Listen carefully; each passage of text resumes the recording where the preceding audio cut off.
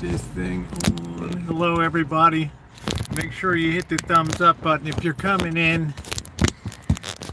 All right. All right, here we are. Let's go get our afternoon coffee and get down to it. We got a good show today. Thank you. You guys really responded with the show ideas.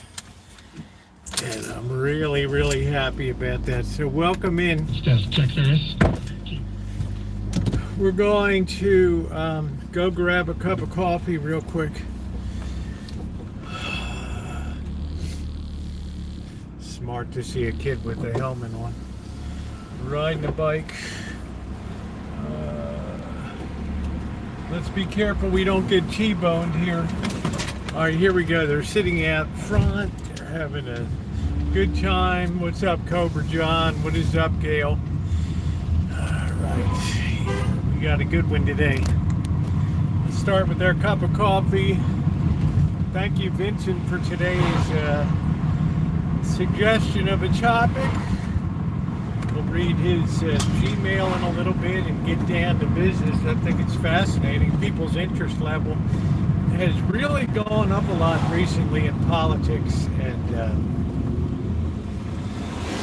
particularly the politics of revolution. And I always hold that as a model. The French Revolution is the perfect kind of brainless revolution. At the end really netted nothing at all, except tens of thousands of people that were guillotined. You can see my thumbnail today is the execution of Louis XIV, and Robespierre holding up his head to show people death's of kings. Well, sad to say, Robespierre was to suffer the same fate not too much longer than that date. Following on the trails of Louis XIV, Marie Antoinette, who was Austro-Hungarian. Let them eat cake. Let them eat good cake. That's that poor guy. Hey, Alan. That poor gal. She really just talk about being tone deaf. Well, when you live outside of Paris, and I've had the pleasure before years ago of visiting the Palace of Versailles outside of Paris, it's quite something to behold. And yeah, you're a pretty good distance from Paris, so you can be excused for being a little tone deaf when people are playing the Broadway show Les Miserables right down the street from you, and you don't even know the show's in town. Yeah, it's not going to end well. So good afternoon, everybody. We're going to have a very interesting discussion today. As usual, I trust we'll all get along. We lose a couple people, lose a couple more psychology people, we gain a couple more politics, economics people, because people got eyes. They see what's going on in the world today. They got kids, they got grandkids, or they got themselves to take care of. We all have it. Most of us have a stake in the future and what goes on. But today we want to look at the odds, what it would look like and what it would entail. And I got a few more statistics too. Because Vincent seems to have a basic misunderstanding of what I'm saying about that. Faith is a binding force in a community. We're going to get into that today. All right, go ahead, honey. There you go. Don't worry about me. I got the latest Gmail there, so stand by. I got about 15 topics that came in overnight. Let's make sure we're charging right off the bat here. Cool day. It's like 71 degrees.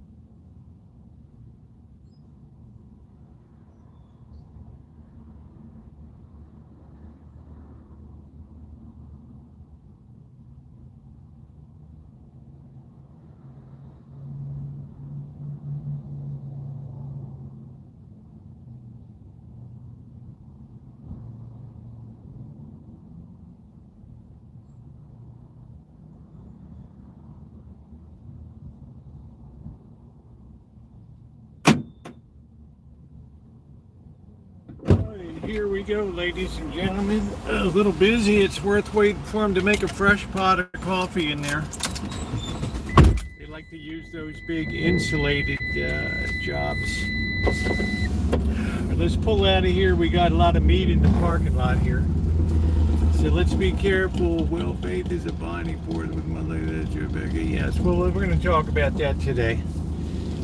I don't want to lose. I get too many people that are wrapped up in the idea of the faith and not enough in the idea of faith. So we're not here to advocate for anything. We're just talking about realities here, and let's keep that straight. And we also have to be sure that people don't read things in that aren't there. And, it's one of the beauties of philosophy. It teaches you to think and grasp exactly what the person is saying, and to stay away from side issues. So, you know, Vincent sent me a thing here today. As usual, it's got the pluses in mind. You know, nobody minds telling you what they think about it. Oh, there's Hug and Kiss to brighten our day. How you doing? Good to see everybody today. We got Alan Gentry, good man to Hug and Kiss. A lot of other people in here. Miami, everybody else. Good to see you today. We've been welcoming a lot of new people in this week, and that's a good thing. It's a good thing. I say forewarned is forearmed. If at least we're thinking about something, if it never happens, oh, how happy we are. But stupid people tend to be roadkill as time goes along, and this is why it's so important to not dwell on all this stuff. Ooh, you know, the touchy-feely crap of kumbaya, and to face the realities of a world and a country that's increasingly deranged. And like we talked about yesterday, in many ways demonically possessed. You can almost see it in people's appearances now, the way they look, the things that they say, the way they foam at the mouth. You get a lot of good cues when you have to be very, very careful when somebody's just continuously spewing pure hate without any ability to measure or restrain that at all. Yeah, it goes it goes a lot beyond normal conversation in the back and forth. There's something a little more at work there. There's something abnormal in these people, and unfortunately a lot of these people tend to be young people who've not really had life experiences. So, you know, you might not know, you should, you know, don't discount young. Yeah, I discount young people a lot because they've not lived life. They don't have any experience. To a young mind, everything looks doable. Everything looks easy. Oh, it's easy to have a fair society. We just take this money from people over here and we give it to people over there. And yeah, everybody's happy. In other words, they don't tend to be deeper level thinkers. They tend to be very primary level thinkers and not secondary and tertiary, derivative and tertiary level thinkings. And we're also in this time where, let's just be real honest, and Alan Gentry hit the nail on the head with this the other day. We're in a time where a lot of people just don't want to work, period.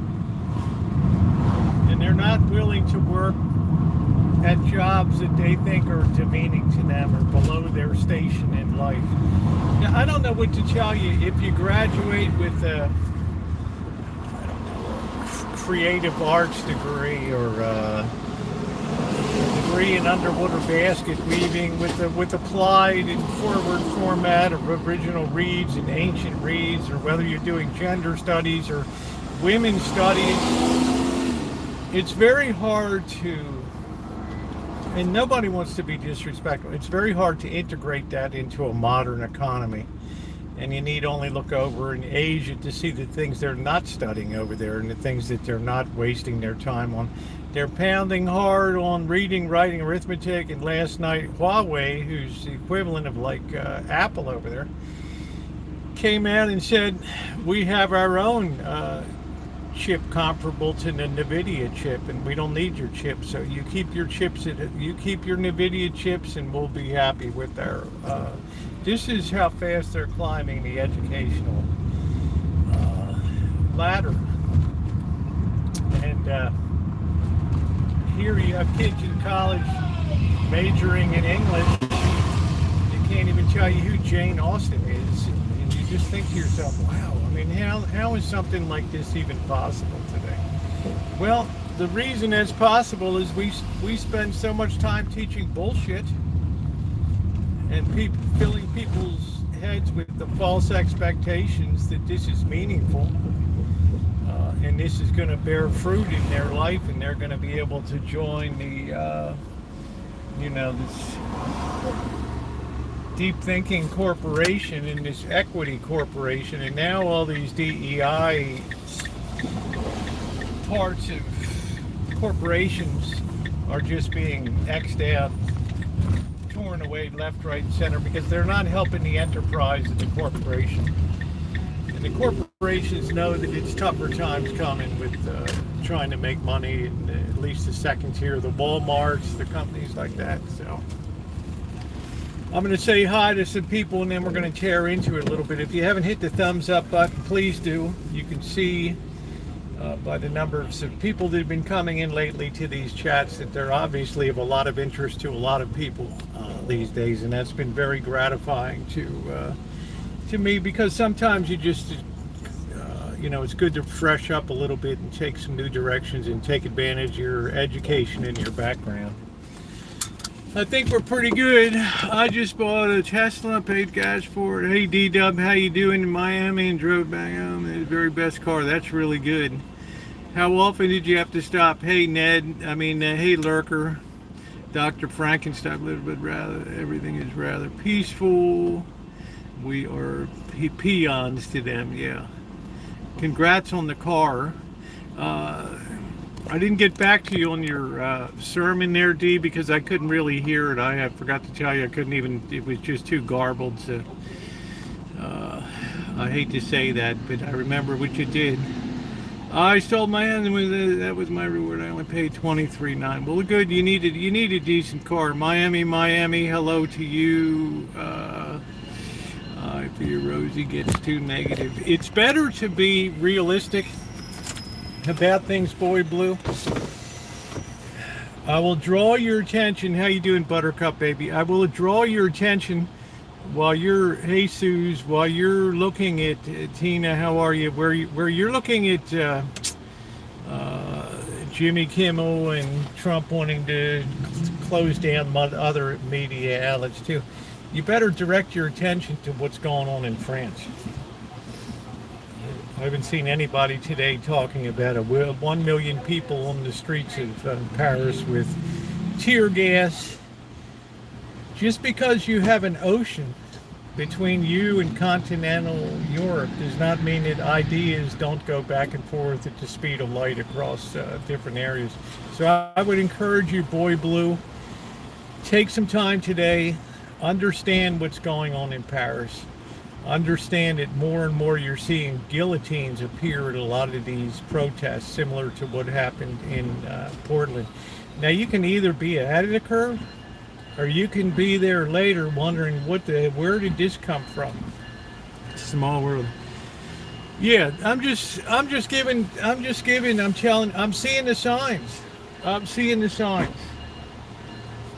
And that's if I keep my mouth shut, I'm not doing my duty as someone that's reasonably well educated in economics, history, philosophy, and the crash courses in psychology, and also in theology too, and bringing that all together. You tell me, Boy Blue, what gets better over in Paris when you start to cut social programs? Now remember, they haven't been cut yet. And one person is only what's the I watched news and didn't see. Yeah, that's what I'm saying. Because they're not putting. Yes, I think France absolutely affects America. So does the UK. Because they're ahead of us. They're ahead. They're one and two dominoes ahead of us. What do I mean by that? I predicted France will tip into chaos first. They'll find it impossible to put any type of coherent government together. They've already had two finance ministers, and well, that was the UK, and no, it was France. In 9 months, they've had like two finance ministers. So yeah, everything ripples around the world. So while everybody's still in Jimmy Kimmel land and all that, I'm looking at what's happening in Paris today.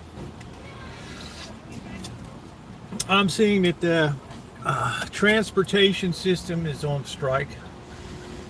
Basically, the whole city is just shutting down today. Tear gas is being deployed in mass on the protesters. And you know what? Nothing's really happened. There's no real trigger for that. You look at the people that are out there on the streets. They're holding up red flags with hammers and sickles and symbols of communism and revolution, and they're holding up Palestinian flags and cardboard signs talking about genocide in Israel. It's like, there's a little more here. There's a little more here than just simple disagreements with what does the ground mean, and why does my number keep going down? I don't know, D. I guess it means you're like a king here for a day. So it's very easy to get lost in the news cycle of what's happening in the United States. France is having an exceedingly hard time raising money. The president got his wish yesterday, and interest rates went down 1/4 of a point. And in response, long-term interest rates, the ones that they keep mortgages on, went up 10 points. 10 points today. So you have to be wary of simple things. Did any of these ships he brought me to 2 years ago? We were on tear gas. Yeah, we sure did, D. We had a taste of it in Oakland too. We had a taste of it in Oakland too, for sure. So that's what I want to say. You cannot take a provincial view of the U.S. Portland's always on the leading edge of what's going on, and they've been having protests outside of the ICE holding buildings. Somebody tried to ram the ICE facility in Pittsburgh, Pennsylvania, the holding facility there. So you're starting to see people are getting more and more violent in the things that they're willing to do here. We are on the razor's edge. And you tell me what gets better in France. You tell me more taxes, higher taxes on people. Portland may be silly, but think about this, boy blue. Everything has a leading edge to it. And Portland is the leading edge on this. When you start to see guillotines being wheeled out at protests in this nation, yeah, you know what's on people's mind. They don't want to sit down on a table and just talk to you. They want to see your head rolling around on the ground. Let's face it. If they had their druthers and they were king for a day, yeah, your head would be rolling on the ground. Right there. That's the bottom line of it. And let's not deny it. Oh, who would do that, or this or that? I look at France today and I'm absolutely appalled. I am stunned. How you doing, Brenda? How you doing, honey? I am stunned by what I'm seeing over there. It's nice to see you, sweetie. And just as an aside, a wonderful friend did purchased a great thing for the house today. We'll show that later tonight. So you know who you are. I'll shout it out later. But I wouldn't be hosting these conversations if I wasn't really worried. I'm worried about AI. I'm worried about all the people that are losing their jobs to AI now, because these are educated people. These are people that are not going to go gentle and get a good night. These are people that are going to feel embittered because they took out all these student loans, they got an education, they got a job, now they lose their job, and nobody's going to hire them. All the tech companies, their profitability is going through the roof because the only thing they have to worry about building is data centers. They don't need people to manipulate data in those places for sure. Just be aware. People that have time on their hands are very dangerous for any society. They have nothing to lose, they have everything to gain, and I'll tell you what, you put a couple people, million people out of work, young people with nothing to do, sitting on their hands all day, and there's only so much they're going to be gaming, watching porn, doing other stuff. They're going to want to socialize, and not in a positive way. Let's just be realistic about that. So we got this from Vincent today, and don't forget my Gmail is I can make it like new at gmail.com. Got cat hair all over here. Yeah. You know, yes, I know you do, Boy Blue. Hey, if I had something good to share, I would. But by the time I'm done today, you're going to be thinking to yourself, I got a few things to think about. Number one, I hope anything that Rosie says is dead wrong. There's always a good chance of that, and I accept that. When I'm wrong about shit, I tell people I'm wrong about it. If I'm right, I feel like, okay, so what? But if I feel like I'm on the bow of the Titanic and I'm looking out and I see icebergs coming, oh, there's France and there's England. Here's what the Chinese are doing. Here's the way their culture's running. I mean, as much as economic distress that they're in, it's a very controlled society. You're perceiving it as no demand. That's your mistake. It is, and then you're left with $200,000 of student debt. Because I went to Yale, I majored in women's studies or whatever. I feel good about it. That's good. But see, there's not this requirement that the economy accommodate your expertise. These are the kind of people, well, Nippy, I've certainly have been wrong before. I was certainly way off on Bitcoin and what happened on Bitcoin, but I immediately owned that and said, hey, I don't really know what's going on with Bitcoin, you know? Just know Portland or France ain't America, Boy Blue. Boy Blue, when you have vehicles that are ramming ice stations in Pittsburgh, Pittsburgh's not Portland. All right, when you have that kind of crap going on, it amazes me. I've looked everywhere for help, nothing. I have cerebral, just lost my mom and need help, nothing. Well, Chris Russell, you're in the wrong place to get it here because nobody knows you. People come in here with stories all the time. All right, establish yourself in here first, and then maybe some people will reach out and help. I was happy to reach out to a good friend of mine last night that was in a dire condition, and extend some help for her. Because why? Because I know her since 2019. All right, you know, still you have good insight. That's exactly right. We're only human, exactly. Yeah, even my mechanic gives me a guarantee. Timing is always a questionable thing. 2 years ago, I saw these kind of situations that were going to be coming in this country when I started politics, started to get split apart. And Amanda Hugginkiss is going to hate me for saying this, but when the woke ideology overran like a tsunami over top of America here, I knew at that time that the pushback was going to be pretty severe.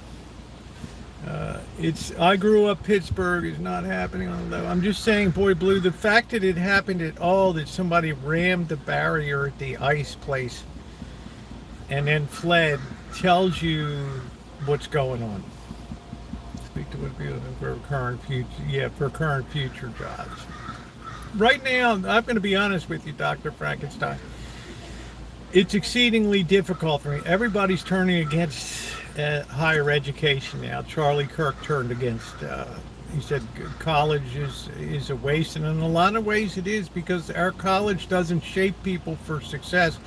It concentrates more on shaping people according to ideas and ideologies. Now, that's not to say in engineering and places like Caltech, you're not going to see people out protesting. They don't have time. They're up to their ass in the hardest college curriculum that you can imagine.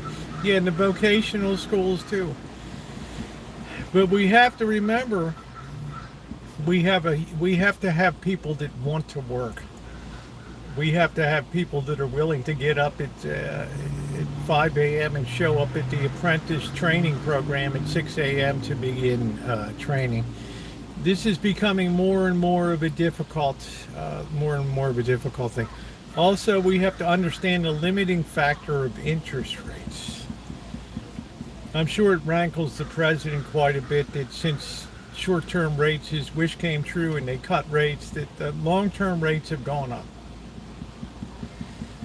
Because people are worried about the amount of debt that's going to be funded here. They're also worried the end of the month is coming and we have to come together to raise the debt ceiling or have a continuing resolution to fund the government going forward. Yeah, the interest rates went up. Yeah. They have to worry about keeping the government running at the end of the month. And I'll tell you what, this might be the time that the Democrats say, hey, you know what, we're not playing. But nobody's talking about that right now. And that's only about 12 days away, okay, when that comes. I feel people that they don't want to, you don't need to work. I mean, just enjoy life, yeah.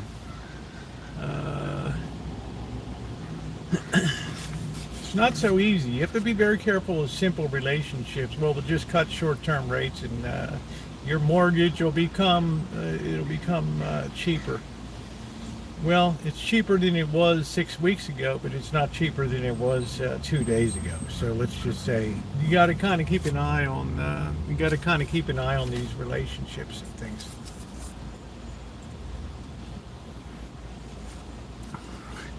When you talk about enjoying life and things like that, this is one of the theories I've run with for several years. In studying the long flow of history from 5000 BC to the current time, when you look at every civilization, there's very few people that were ever able to just purchase things, relax, and enjoy life. Yes, our houses get bigger. Our cars get bigger, but they get more expensive. We're as much wage slaves today as people were in ancient times. We're not designed.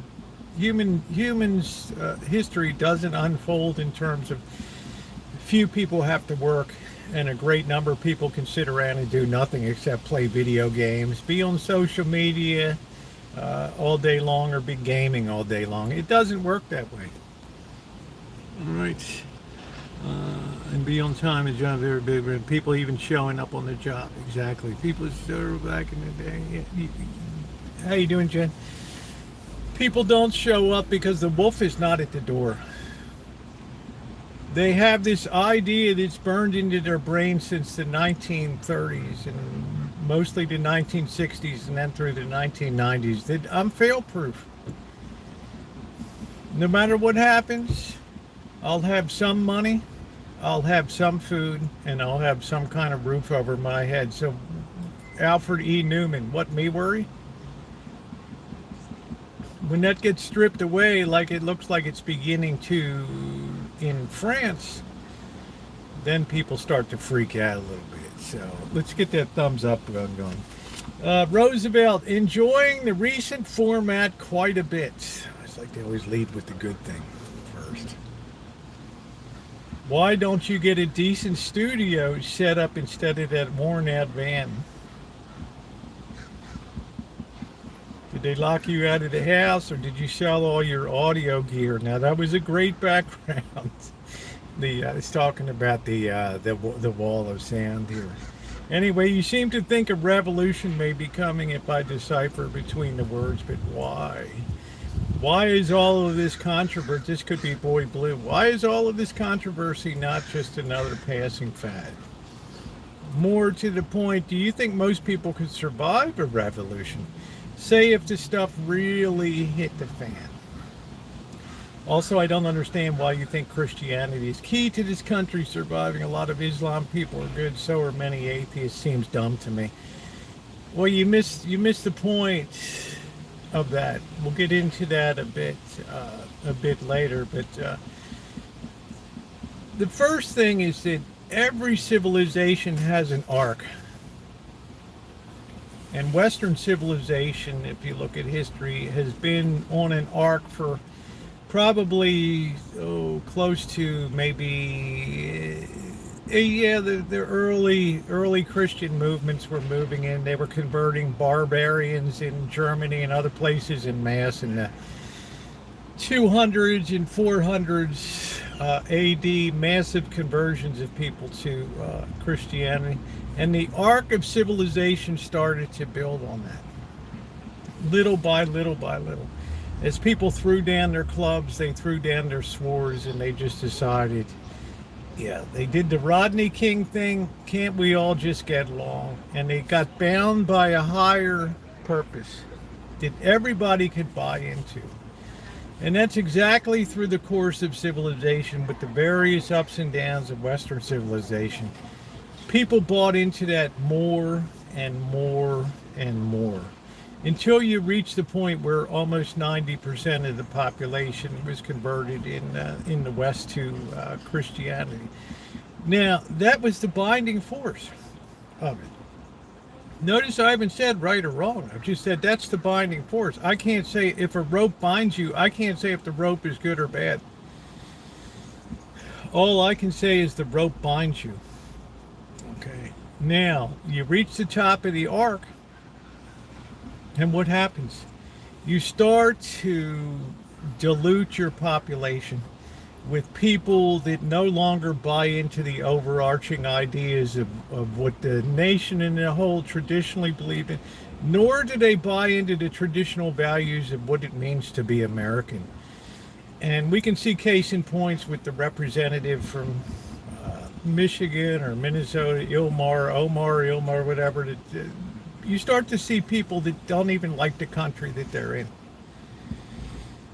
And you say to yourself, wow, why do so many people dislike the nation, and yet so many people want to come here and do that. Let me just advance this here. So many people want to come here. And I like that Ilmar Abrigo or whatever, Khan or whatever, he couldn't wait to get out and start protesting. It's like, dude, why are you here? There's no binding force for him except his own beliefs. He has no intention of. He has no idea, nor does he have any caring about what we might call values of traditional America. How you doing, Naomi? They're totally foreign to him. The people that we let into the country in the last 20 years, many of them could give a hoot about. They come for economic opportunity. But they don't come here and get tested for their knowledge anymore. You can have a translator. You can say that the citizenship shit is a joke now. An absolute joke. So we lost that binding force. I have a few statistics that I put down for Vincent here. Back in the 1950s and 60s, 70% of churchgoers, 70% of Americans went to church on a weekly basis. It peaked in 1958, and I could talk about 1958, the year I was born. That was an amazingly weird year. And among Catholics, it was 75% that would go to Mass every week. Today, it's 31% for Catholics and 30% for Protestants. These aren't saying this is how many people are left, the percentage in the country. This is the ones that claim to be believing Christians that bother to do the Christian duty and go to places of worship. And some people I've asked about this, and I've gone back and forth in emails and on conversations on messaging and things. Well, I don't go to church because, uh, there's so many hypocrites in church now. And my answer to them was, well, gee, they're exactly where they need to be then to get straightened out, aren't they? Yeah, they're in the right place. In Catholic schools in America in 1960, just under 12,900 Catholic schools. Today there's 5,900. Crime began to surge in the mid-1960s. Between 1960 and 1980, there was a massive increase in crime. Ethics was dropped from school curriculums in the mid-1960s, along with civics, to make room for increased funding of reading and math. How did that work out for us? Leaving less room for moral education. A total reversal of the old proper education where you have character formation first, and that sets the stage for being able to learn. In other words, we reverse the order of what's important. Get respect for the teacher first. Have respect for your parents. And then education flows from that. But if you go in and ignore those fundamental foundations that are a prerequisite for education, and you attempt to teach reading, writing, other things, you've lost the ability to command the attention, to do the teaching that needs to be done. And just today, we can see the amazing aftermath. Kelly, I'm not talking about sports right now, okay? Get your head in this game. Nobody's been taught to hate Jesus. I'm just saying this country made a point of removing that guiding force from our educational curriculum with nothing to take its place except humanist values, which are as different as snowflakes. The humanist values they teach in West Texas are far different than the ones they teach in Boston, Massachusetts. I guarantee that. Or San Francisco, California. There's no commonality at all. There's no buy-in. It's just that this is what we're going to run with. We're going to hike up our sled team and run with this. This is it. All right?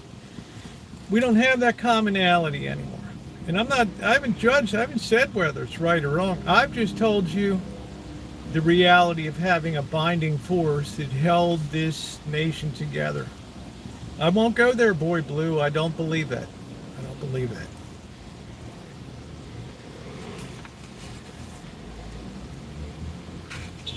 Hate is a word that we throw around. It's astounding sometimes. That I'm not criticizing you. I'm just saying I hear it all the time. Most of the emails that I get have that word sewn into them. I hate this. I hate these. These left-wing freaks with the nose rings and the face full of metal and all that. I'm like, whoa. Let's hear, what are they saying? Be more concerned about what people are saying than what they look like. What's their beef and whatever. So they reversed. You're fine, Kelly. I'm not correcting you. You know I love you, honey. I'm just saying I have to keep focused on this because of this topic that Vincent gave us tonight, which is a good topic, and we haven't really even got to it. But once you lose that binding force and you start to dilute your population with believers in Zoroastrianism and mysticism and Buddhism and Confucianism and Islam and all these other various faiths and atheism, you have a cloudy sky. You no longer have a unifying force that held this nation together, as it did for most of its history up until about 1990 or so, when it really started to go off the rails. Now, did anybody set about to do that on purpose? No. But there's consequences that happen when you start to stir the pot. And when people don't want to meld together, and I'm speaking about the people that don't want to be Americans, they hate everything about America. yet they suck at the tit of America, and they are bound and determined that other people will suck at the tit of America too, or they go off on their own beliefs. And I will say this, isn't it amazing since we lost this binding force that so many people have lost their mind in this nation? So many people have tried to substitute and have found themselves have to be put on antipsychotics and antidepressants and have to go through regular therapy sessions to try to find something to give meaning in their life. Something that gives meaning in their life. And you can see YouTube video after YouTube video of young people just complaining, whether they're married or, I didn't sign up for this. Is this the meaning of life, to do this grind every day? There's nothing to pull them forward. There's no gravity. There's nothing to help them pull up the hill. They're just absolutely, they've been told to look into themselves, buy books like from Michelle Elman, the Joy of Being Selfish. Concentrate on number one, put yourself ahead of everybody else, and we see the results of a lot of that today. And it's absolutely amazing. That's the whole basis of psychology. Let's talk about you. Tell me about you. Tell me what you want. Tell me what your desires are. When you tell the desires, not once will a psychologist ever ask, what will be the impact on others around you if you pursue this? Oh, I'm leaving. I don't need to hear that. I hate those people. That's why I'm here. They put me in the position that I am, and I can't stand it. Now, let me out of here. No. I pay good money for a half hour for you to focus on me, not them. They're the reason I'm in this situation here. They caused all my, they're to blame. Don't ever talk about anything except me in here.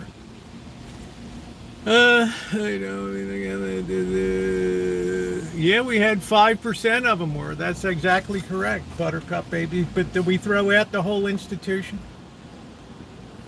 Under your thinking, because Judas Iscariot turned his back and is one of the first bishops of the church. He turned his back on Christ. We should just throw out the whole. We should just call all the other 11 apostles rotten. Right? In other words, because it's a divine institution made up of flawed individuals, we should just throw out the whole thing. Right? Right? We just throw out the whole thing. We take the other 95% of people that are decent. We tar them with the same brush.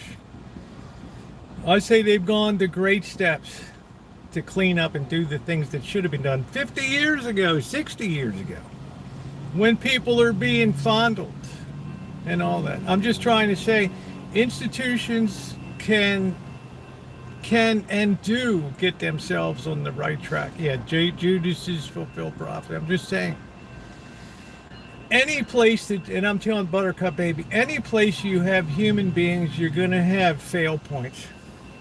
You're going to have people that join the priesthood for the wrong reason. You're going to have church ministers that abscond with millions of dollars. You're going to have prosperity preaching, and you're going to go off the rails with Dianetics and all these different things. Jimmy Swaggart. See, I don't really care the path you go as long as at the end you come back and say, I made a mistake, please forgive me. Right. Alas, how terrible is wisdom when it brings no profit to the man that's wise. So that's what I say. It's got to bring profit to the enterprise. Anything you do wrong, the rest of go to church. But is that a reason to give up on churches and enterprise? No, it's not. You're not supposed to be concerned about other people and you're supposed to be concerned about you and your beliefs and what you are there for. But too often we use that as an excuse to say, oh, those people are hypocrites. And yeah, they're exactly the people that need to be in church. Exactly. It's not for the good. There's good and bad in every enterprise. Every enterprise. and you have to accept it. I'm not putting words in your mouth. I'm using it as a teaching point, Buttercup baby, to say no matter what happens, we have to think of the overall institution and what it's here to do on planet Earth. And things ran amok. Things ran amok. People got hurt. And you know what? I'm happy when billions of dollars are being paid at. I'm happy every time Catholic Charities gets their funding pulled for some other harebrained thing. I'm exceedingly happy about that. It thrills me to no end. It's a good segue to talk about how off base people can become. That's what I like. I'm not downing anybody. I'm saying it's a perfect time to interject that and say, yeah, we're not supposed to be funding up crap like that. Okay? If you can't do it with charity, don't do it at all.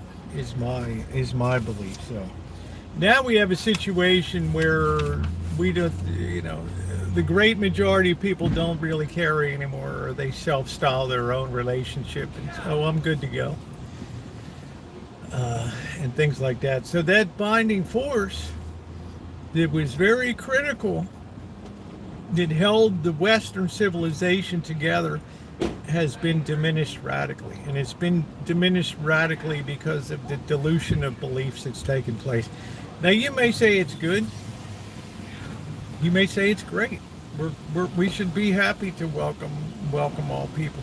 I'm just saying, from the practical aspect of keeping a nation united, when that starts to dissipate and that starts to weaken and that starts to get diluted, the whole nation goes to shit, because all of a sudden things can now take on a Christianity versus Islam.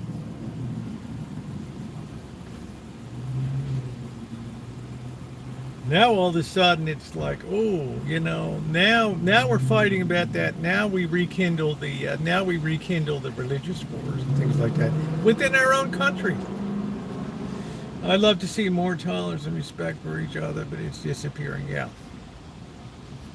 I'm just saying, there's no denying that was the binding force that held America together beautifully for 200 years. And in the space of about 60 years, it just got torn to shreds. But that's the price you pay for an open society. You're only going to stay cohesive for so long, because you're going to start to grow a group of people within the nation that are going to be happy when the place that they come to gets overturned. I may retire. Poland, Bulgaria seems reasonable. You kind of have the Russian threat over there. Let's see. One thing I know is I'm not there in the meeting, but the other side not okay to listen to meet me halfway. I don't know if you were here yesterday. Honest to goodness, I've came to the belief that a lot of people are demonically under the influence. I'm not saying that they're totally possessed. There's 2 degrees of demonic activity. There's a total infestation when you're just totally taken over. And then there's being under the influence. And I think that so many people today are under the influence of the demonic because they carry around such tremendous quantities of guilt and things that they've done wrong in their lives, and they have no way to unleash that, so they become more and more steeped in that. When you hate family and you hate people that have differences of opinion, when you hate people that believe different than you do on both sides, then that's an issue. Just watch the VMA Awards. Yeah, it hurts. It does hurt the heart.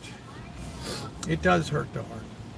But to deny, you might as well if you're a Bible believing person, Protestant, Catholic, or whatever.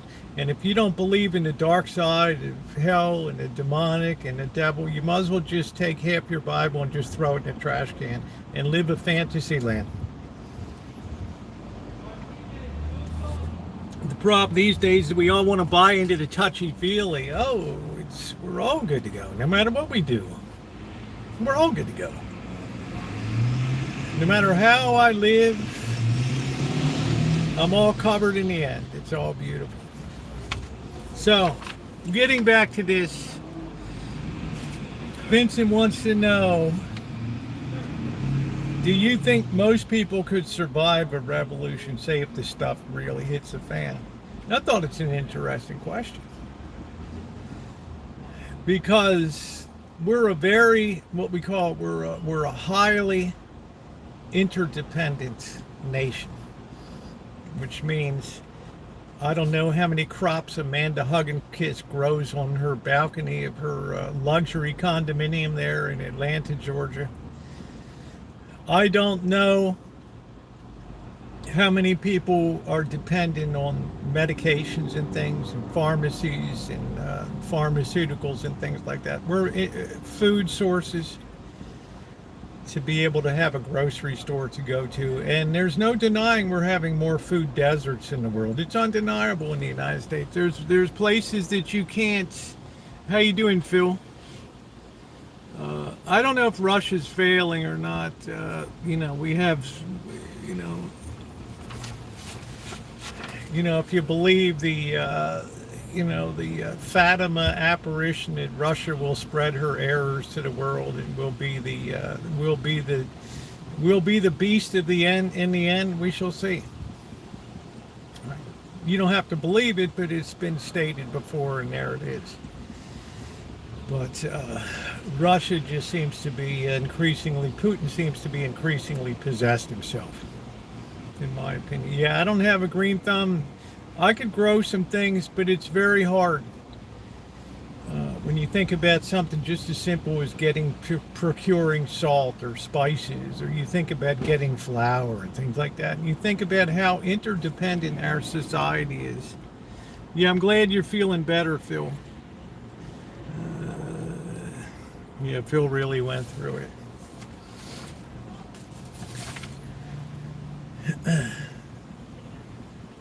Yeah, you almost cut your damn finger off there. So, yeah, retailing and wholesaling breakdown. We can see that now. I never thought Walmart would actually be closing stores in America, and along with CVS and Walgreens and those places, they just busted a major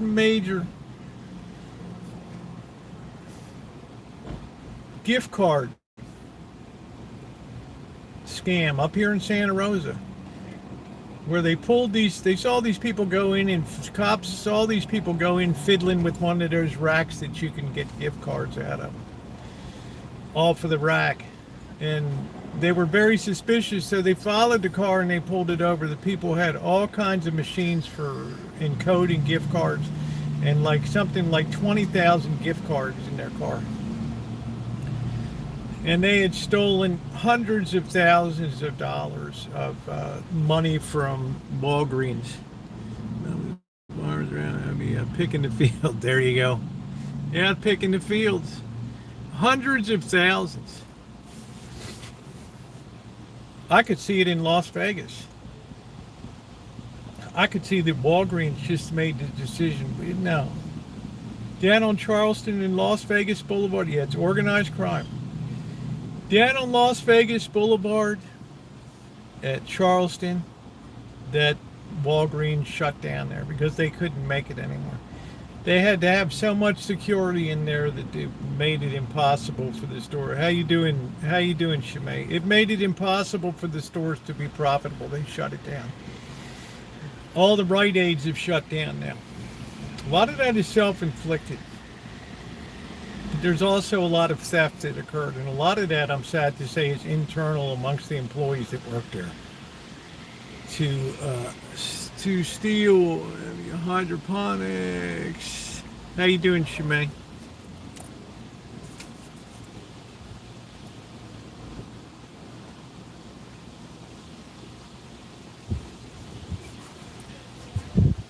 So I see those early markers, like happened in Kansas City when they opened up that Sunshine Food, the name of that company that was determined to set up a grocery store on Prospect Avenue in Kansas City, the worst street in Kansas City. And they were all happy. They showed the reporter 11 years ago, hey, the grand opening of the store, look at how beautifully stocked the store is. All these people are coming in, they're happy. Oh, I'm so happy. I finally get a store in my neighborhood. I can go grocery shopping. 11 years later, a different reporter is there in 2025 to show the last day of the store. Why? Because they had been robbed so blind. They had been so taken advantage of that it was impossible to keep the store in operation. He lived in Kansas City in your 20s.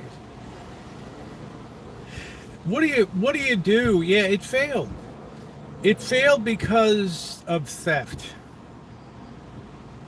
How do you overcome that? Are you going to have security that comes in there and has to frisk and check everybody? No, you'll be violating somebody's constitutional rights. The money that you have to pay 2 or 3 security guards, there goes your profit per hour right out the door.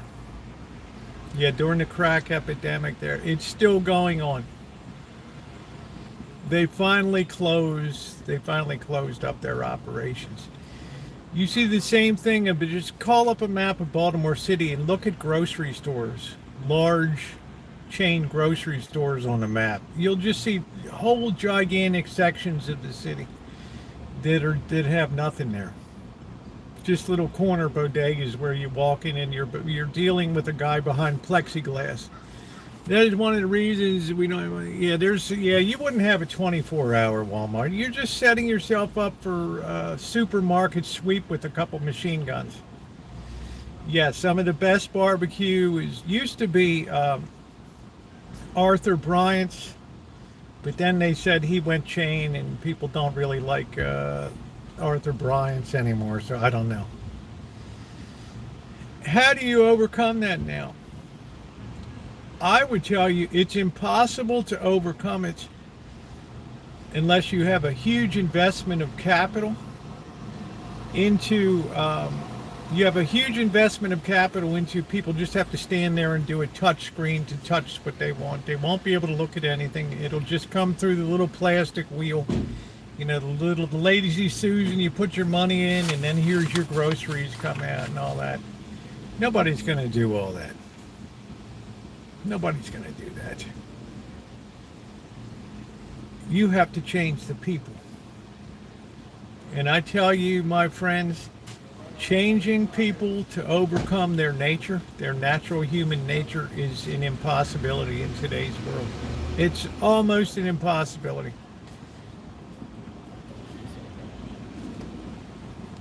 It takes a miracle. It just doesn't happen, and it spreads like a cancer through the rest of society.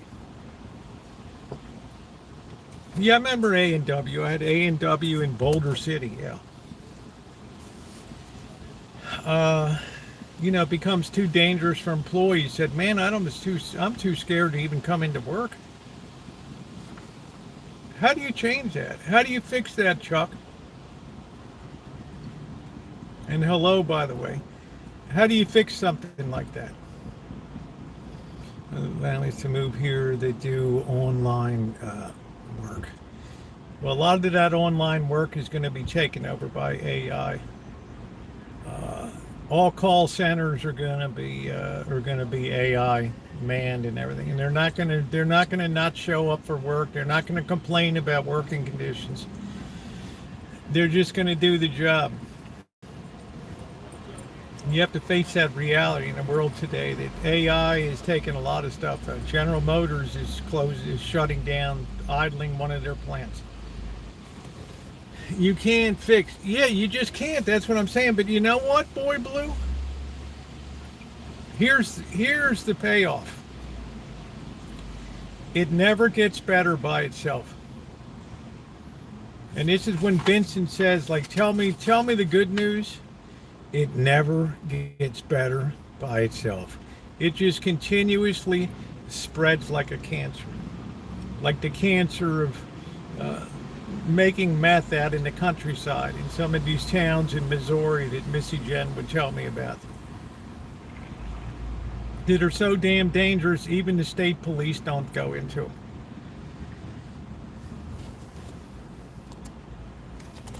People are going to do what it takes to survive.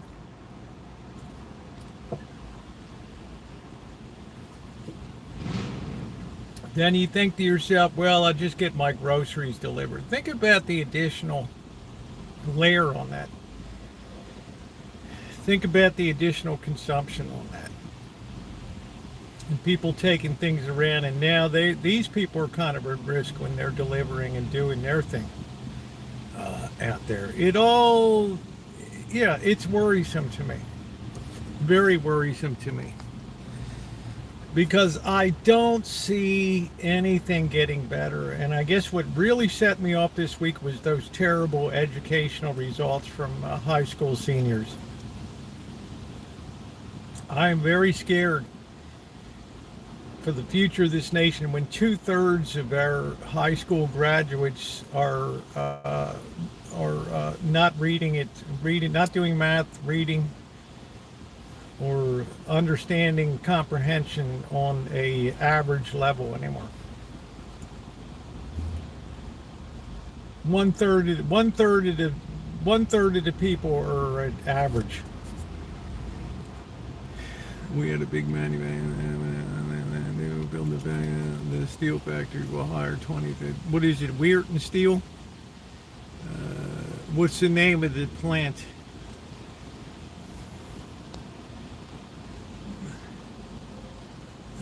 Never done that. That's a let man. When they become threatening, you fight back. Most people are good. After watching your pinnacle civilization, I would say 1960, 1962. Not the pinnacle for everybody. We still had, I can tell you, growing up in Baltimore, oh boy, we had a strong streak of racism. Strong. I remember as a kid seeing whites at this, the big department stores in downtown Baltimore. This part of the lunch counter, whites only. This is colored. Restrooms at Gwynn Oak Amusement Park, colored, white.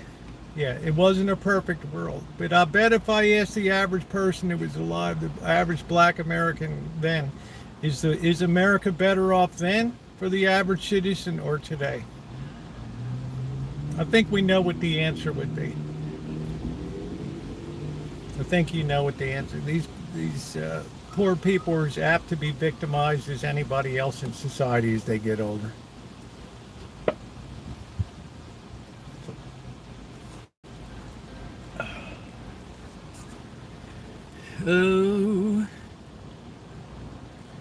Nucor. Yeah, Nucor is a good company. That is like the last manufacturer of bolts in this nation. That is great news. Started in Lodi. Yeah, I was at the original one in Modesto. That report was pretty sad. It's terrible about the test scores. But you know what? All I hear about is Charlie Kirk and the president and all these people shooting off their mouth about this, that, and the other. And I don't hear any national alarm over this. And it strikes particularly hard and at home with me because of the years that I spent in the education system as a teacher. And I could see the sacrifice that was taking place. And they talk about pagans in the old days and Aztecs throwing 5,000 children per festival into the volcanoes and things as sacrifices. And I think today, my God, how many children have we sacrificed to the future here? Just sacrifice them without even a second thought or a care about that. And all I keep hearing is we need more money, more money. We need more resources. We need more innovative methods to do that.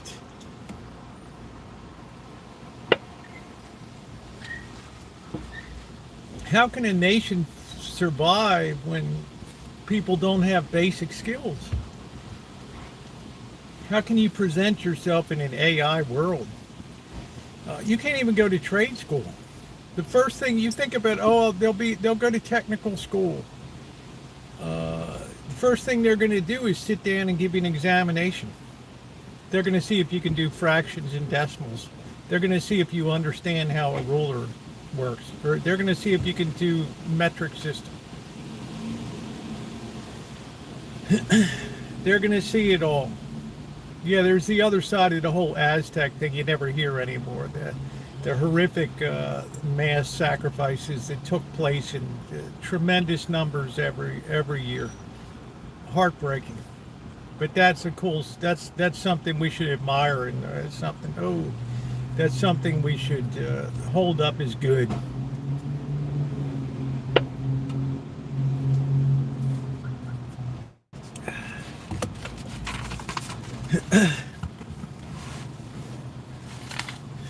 Yeah, more comments, huh? Yeah, AI will do that, and what will they do?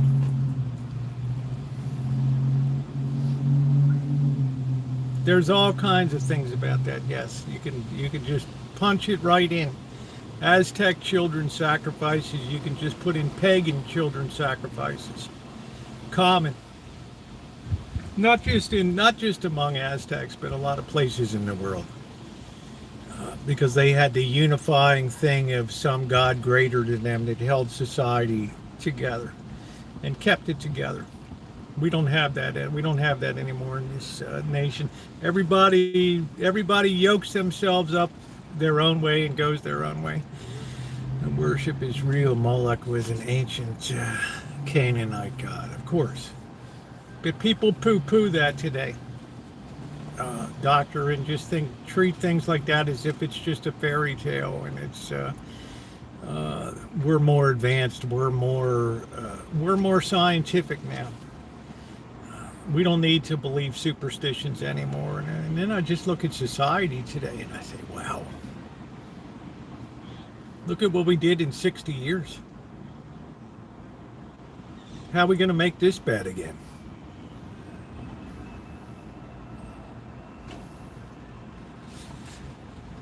What's up, Spinal Tap? How you doing today? Good to see you, Spinal Compression. So here's what happens. This is typically what happens. Retailing and wholesaling breakdown. We saw that in the 1780s, 1790s in France. The whole infrastructure system just broke down. People ended up just raiding bread stores, and then nobody would bake bread anymore. And yeah, that was a little bit of problem. So they ended up just rushing government storehouses and emptying them and causing all types of the people would sign to a bronze skeleton and build a fire. Yeah, we hold up a lot of things in these civilizations as if they were wonderful, and we forget the horrific part of it. If you believe human life is sacred, that's probably a good thing. If you don't think it is, then you can honor those civilizations as great and magnificent and wonderful. That's you. All right. What could help the education more than a wrestling manager? Getting rid of the Department of Education. How about that, man? That's what the wrestling manager is doing. $1 trillion after the Department of Education was started in 1970. Show me something that it actually accomplished. Look at the statistics today and tell me it was worth $1 trillion. I'm so happy that wrestling manager isn't just in there and closing it down.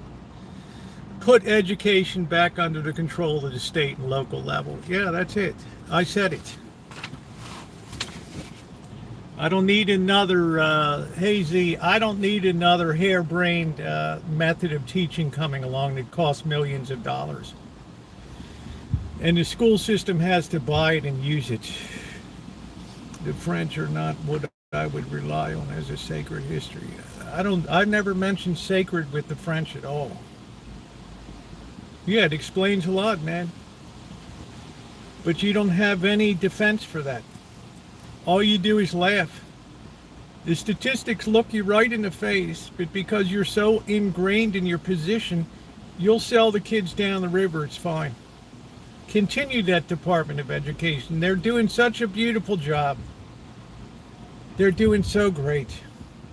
Let's let them continue. Maybe in 10 more years, 10% of the kids will be at grade level for math, science, and English.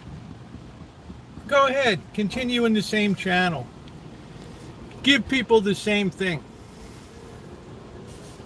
Give people the same performance that they're having now.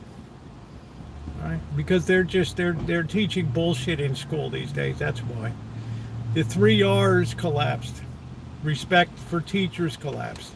Respect for in the home collapsed. The whole thing is a whole thing of dominoes that's falling over. So if the Department of Education should be shut down, I'll be the first one down there cheering for it.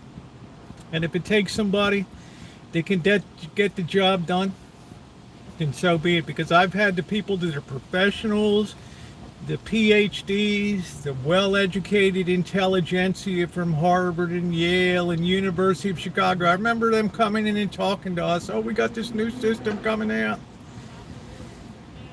And everybody's like a seal. Ooh, ooh, ooh, ooh. Nothing. A joke. So yeah, I'll take the wrestling person.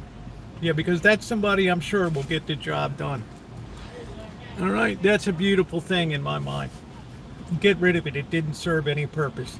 It cost a ton of money. We need qualified people. We don't need qualified people. We need people to get the job done that can do tough decisions.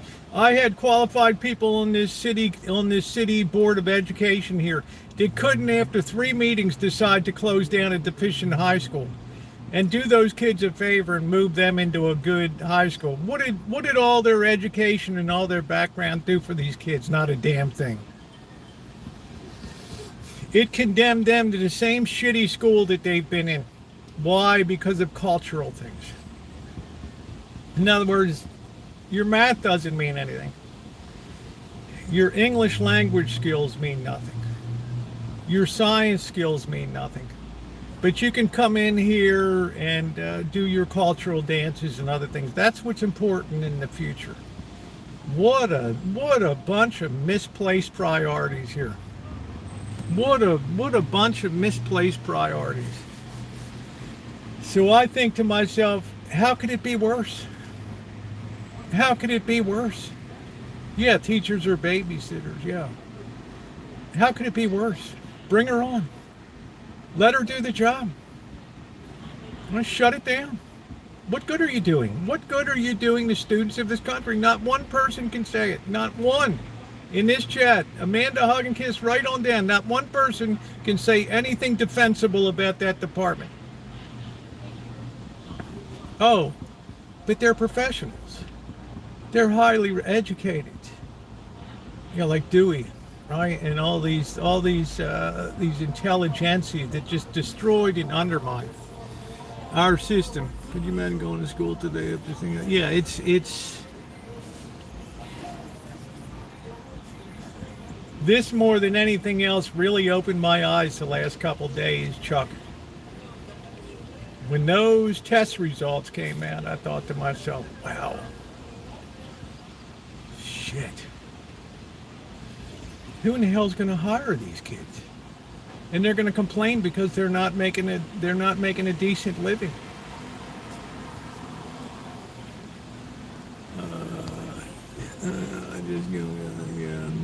No, don't go on qualifications. Qualifications brought us to the point where we are today. We had all these highly educated people come in, invite people to come to seminars, have highly paid hotel stays and meals and think, come on in, we're going to talk about the latest thing that we're going to unveil for the education. And I think to myself, damn, why don't we just go back to the 1890s model? All we're going to focus on is reading, writing, arithmetic. Oh, but we want to talk about this and that. Yeah, we can do that in college. That's your finishing school. It is sad. And people think it's defensible. That's the thing that stuns me the most. It's considered the defensible system. And you can take people by the nape of the neck and put them right into the statistics, and they'll be like, what's for dinner tonight? You know what it is? It's, I don't give a shit. It's not me. What do I care? Well, I care a lot. I care a lot. Let's see. There's a live. Please, man. God will not pit the guy and let him get gone. They all do that, and sooner or later, the guy just, he'll do something stupid, go down a one-way street.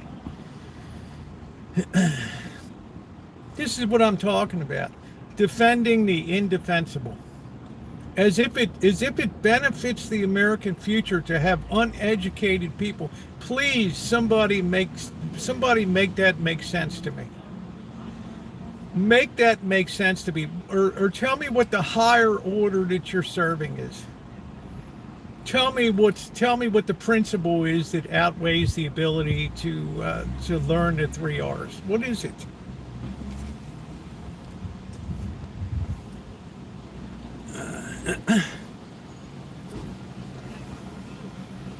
You know, at least, Buttercup baby, you have the courage to recognize it and come out and agree that it's not a good thing. It's not something that we should cheer about.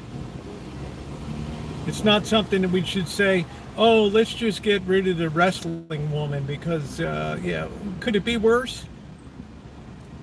Here's a person that comes in and says, I'm just going to shut it down because it can't be any worse. Correct.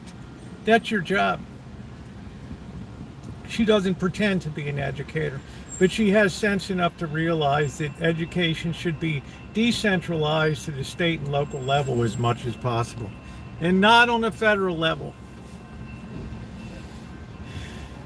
So, as Benjamin Netanyahu said, when you put an arguing point out there, you get deafening silence, nothing in reply.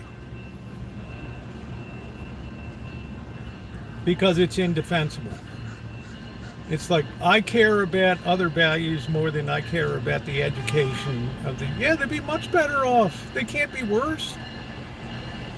Look at what happened in here in January, February, March. Every month they have another meeting of the Santa Rosa School Board. Should we close down this high school? Oh, we can't. Okay, we'll defer it to next meeting. Oh, we need more input from the community and stuff. We're going to put it off to the next meeting. At the next meeting, they decided to just keep it limping along another year because they didn't have the spine and the courage to put the children first. The path of least resistance said, just let them go. Throw them over the side. Let them go. I've not had one person step up and defend that. Not one person. Homeschool is a transmission rebuilder now. Yeah, I bet he knows his mathematics too.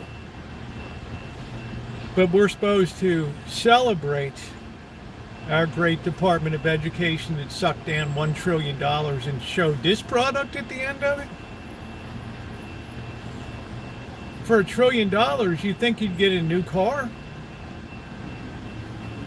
You think it'd be like Oprah Winfrey, you get a car, you get a car. Why didn't we just take the $1 trillion and just distribute it to people?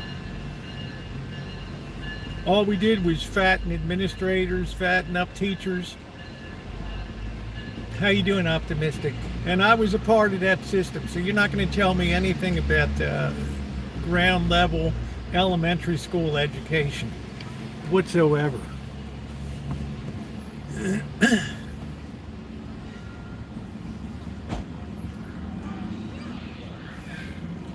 No, you got an education and you got backup at home too.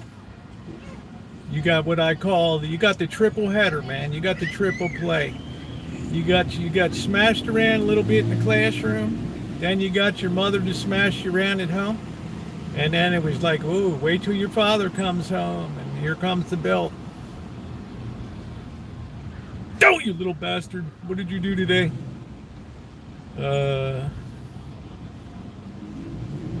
I drew a cartoon on the desk at school. Well, you're going in there and saying that desk down and refinish that. It's just like they working out day. They don't want to work. They don't want education. How you doing, Dory Lynn? This is what I mean. People just disappear when you come back with the statistics. What do? They just disappear into the woodwork because they're so vested in their political point of view that the children are. It's okay to sacrifice them. As long as my politics is on point, as long as what I believe is upheld, the way I think that should be, then I'll sacrifice the kids. It's no different than the Aztec days. Absolutely no difference whatsoever. Just the God that you worship is yourself. That's it. That's it. What else? Drug and alcohol use soar. Unemployment rises dramatically. Workplace disruptions, sit-outs, strikes. Most of the people in the transportation system just came to a standstill today. Street protests become everyday events. Police authority wanes as danger rises. We're seeing that. Medical care declines, drug availability, medical care. I mean, what would people do in an outright time of unrest to get their insulin, to get their antipsychotics, to get their other medications? I care about their welfare. Electrical and communication grids suffer. Attacks, brownouts, social media disruptions. Older people become expendable. Youth and stamina rule, and reason gives way to terror. Let's see. I remember teachers giving Hacks most of his fear debt.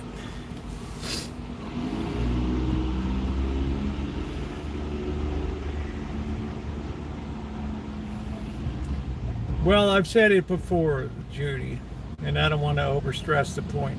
Moral formation has to precede education. It can't come afterward. You can't raise a kid, then pull them back in the 12th grade and say, let's talk about right and wrong now. What's he going to say? That's your idea of right and wrong, not mine.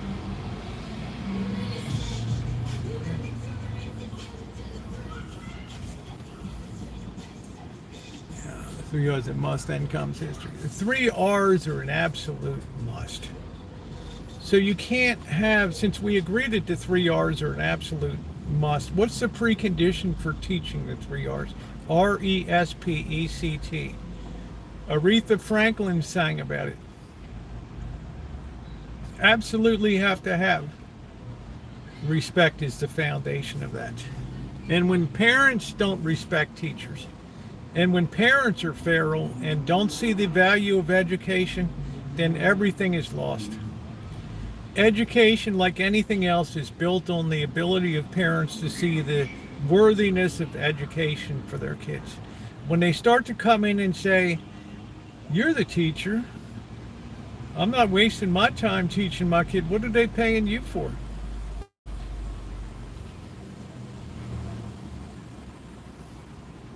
And I'm not going to worry about the homework. That's your problem. Okay, well, I guess I'll let you return to your SpongeBob SquarePants show then. Thanks for coming in. Have the function, Brian. I mean, they go get rid of all the, yeah, well, that's another thing, disgrace. Hey, how you doing, Basic Bob? We sit down at the dinner table together also. These are ideas that make people uncomfortable.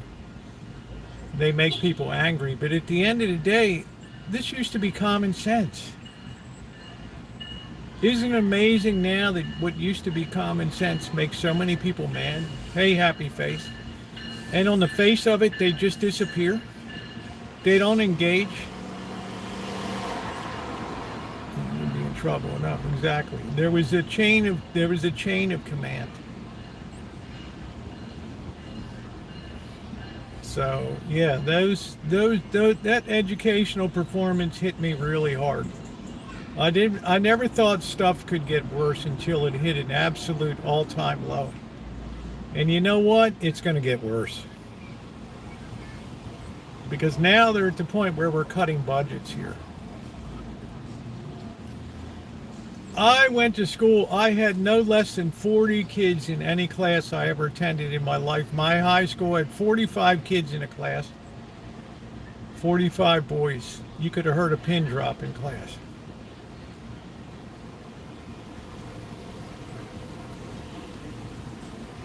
It was a public high school. We came in wearing ties you had to have a tie.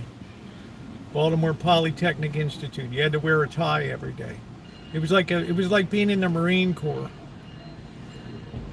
But you got out of that school and you thought to yourself, God, I graduated from the Marine Corps. Dun, dun, dun, dun, dun, dun. You had a sense of pride that you survived it. That you were one of the alumni along with Alonzo Decker of Black and Decker and H.L. Mencken, the great social commentator.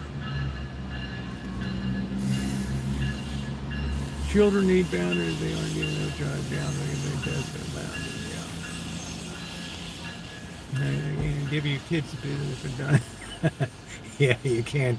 You can't dare. They're correct. Absolutely right. It used to be if you did, the consequences were worse. Exactly. That was the foundation of education. But if a parent thinks education is worthless, that will be immediately transmitted to the child. Immediately. Kids are hypersensitive. Oh, I better be on the ball. Yeah, there's consequences here if I'm dicking off. And I've faced many of them in my life. Let me tell you, I was a bad kid. Many a time my mother caught me out on the alley smoking cigarettes with my pals and grabbed me by the ear and pulled me right into the classroom in front of everybody else. Oh, yeah, look at this dick. Yeah, hey, Mom, how you doing today? Yeah. What do you guys think? They're dead. All right, there you go, Chuck. That's it. Hey, how you doing, Vegas? I took wood shop. I took hot metal shop, welding, forging, casting. I took sheet metal shop, being able to build roof ventilators, squirrel cages for AC things. Then I went to machine shop and learned how to run an engine lathe and to turn down metal. And every year, mechanical drawing. Besides, advanced mathematics and English and everything else in electricity class. Mechanics, not car mechanics, IJK, real education mechanics.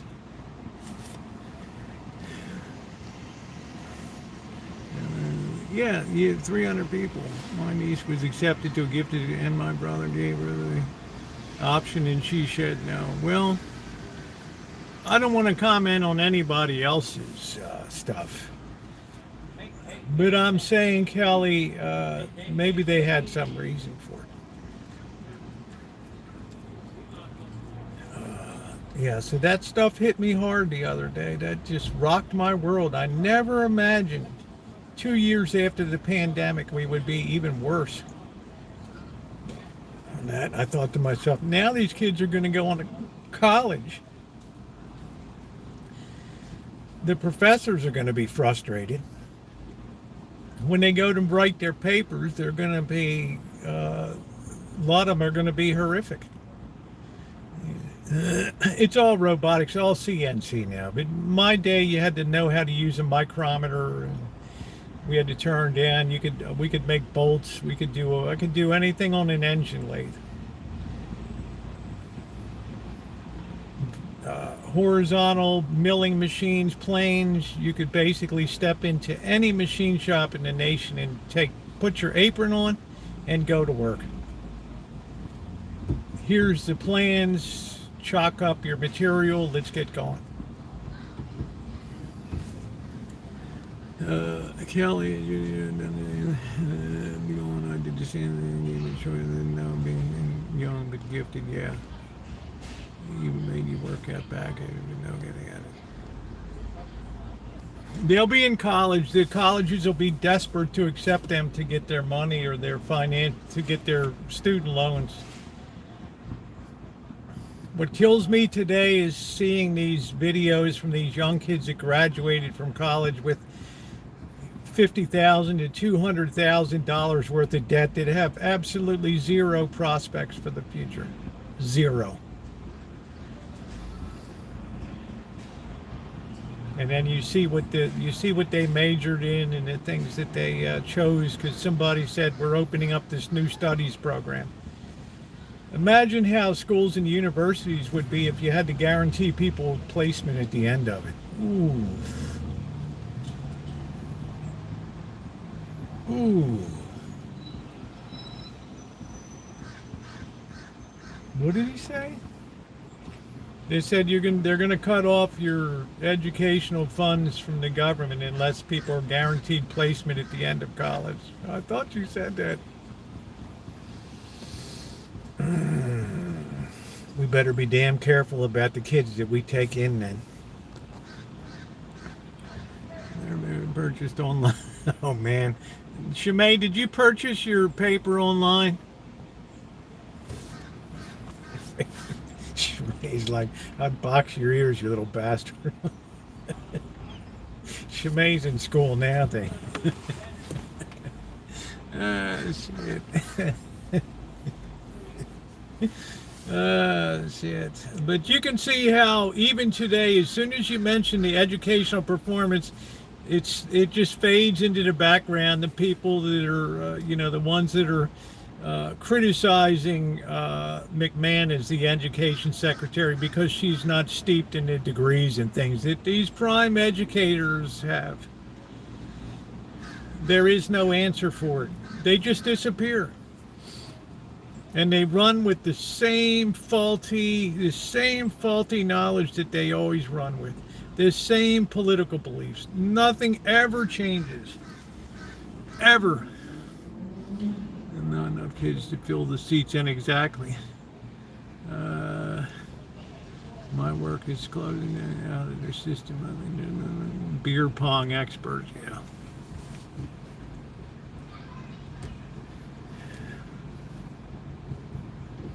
Man, this is across the whole United States. The whole United States. Tested of 12th grade students.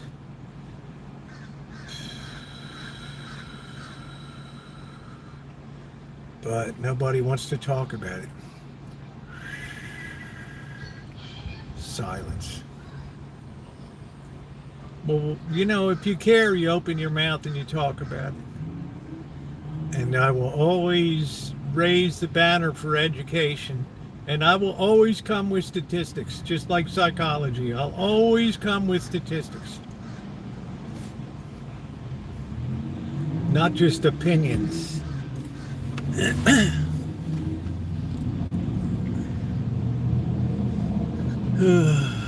I don't know. He said she may download that paper. Did she take that? I don't know. She might be having dinner or something. I don't know. I'm not sure. So there it is. When you talk about it, there it is. You have to have a base for education for kids. No character formation, no education. So when you look today, you look down all of these checkpoints. Retribution and revenge rise. Old scores get settled. Retailing and wholesaling break down. Robberies become more commonplace. Drug and alcohol use soars. Unemployment rises. We're starting to go up now. Street protests become everyday events. Police authority starts to decline. We have to go to more national. Medical care declines. Drug availability in neighborhoods, medical care, insulin, things like that. Electrical and communication grids come under attack. Brownouts, social media disruptions. Older people become expendable. I have to keep one eye. I have to sleep with one eye open these days. Yeah, raising a nation of idiots. But yet, Buttercup people, there's people that want to perpetuate that system. They can't recognize that we're on a rotten foundation. And yeah, it's painful to recognize failure. It's painful to come face to face and say, like in Animal House, face it, Flounder, you fucked up. We messed up. we let this high degree of liberalism come in and totally dominate and destroy our educational system in America. I scored 100 on my 12-page. Did you do the work yourself, Shimei?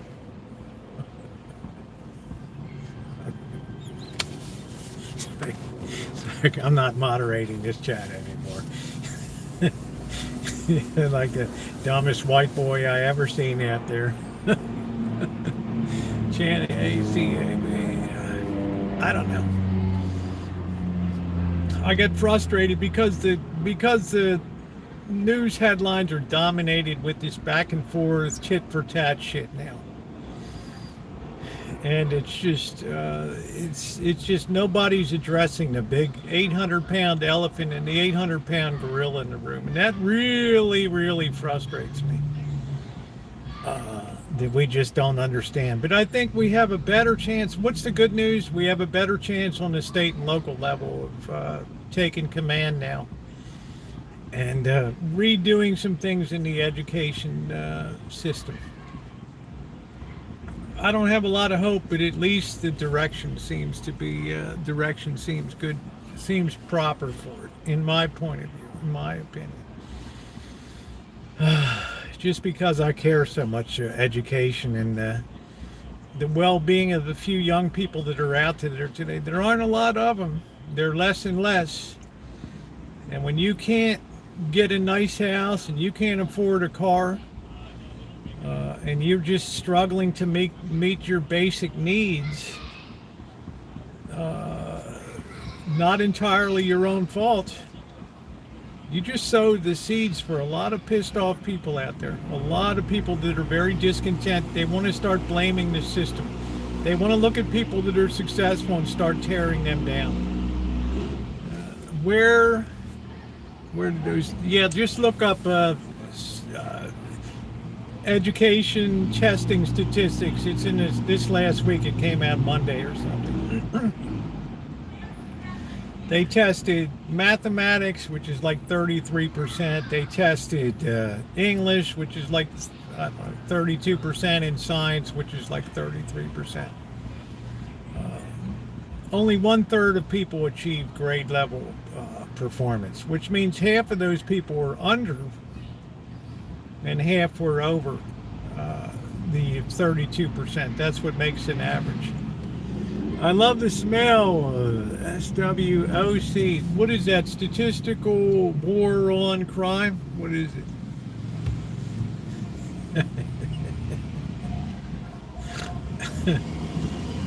I don't know why Shimei has so much energy.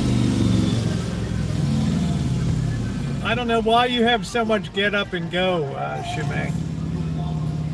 If I were you, I would be on the Coasterama. The cats came back today, by the way.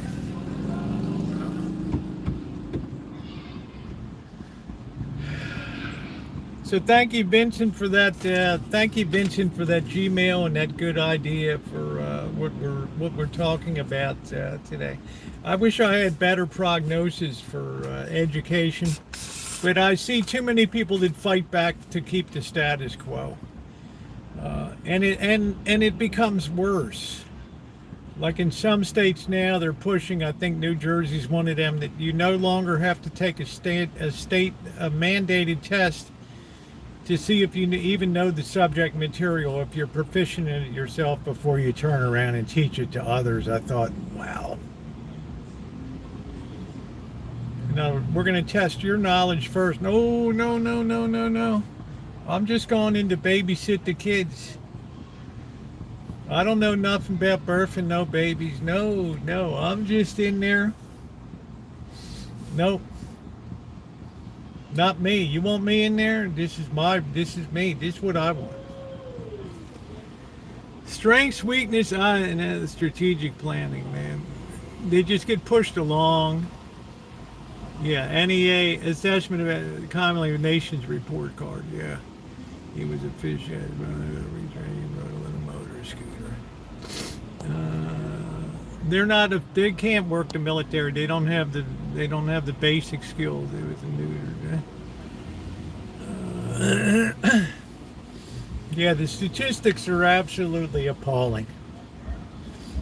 And yet, I'll have people that still want to defend the system and still want to think that the way that things are is the proper way to educate children. Really? When are you going to wake up and face reality? Well, I don't care.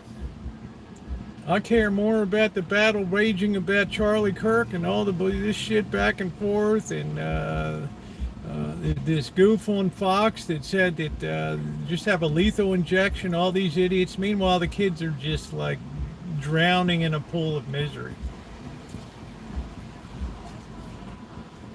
I don't care about that.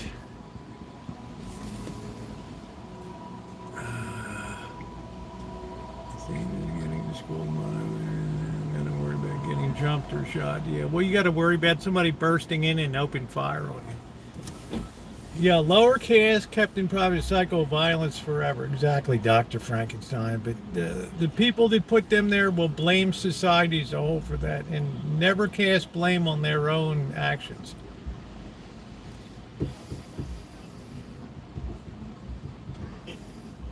How can a nation that performs so abysmally ever build a good future?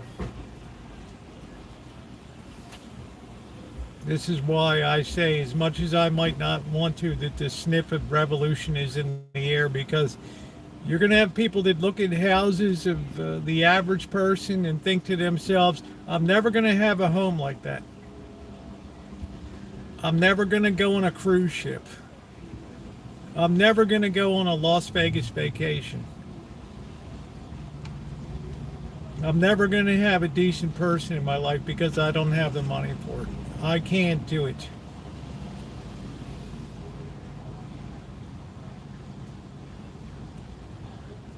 I would just say, God be with you, my friend. You were a victim of this whole agenda that unfolded since the 1960s. This whole demonic agenda that unfolded. The destruction of family, the destruction of faith, the destruction of education. You were just grist in the mill. But they'll never get the apology. Envy is a natural human vice. Jealousy, envy is sadness over what somebody else has accomplished. Jealousy is hatred over what somebody else has got.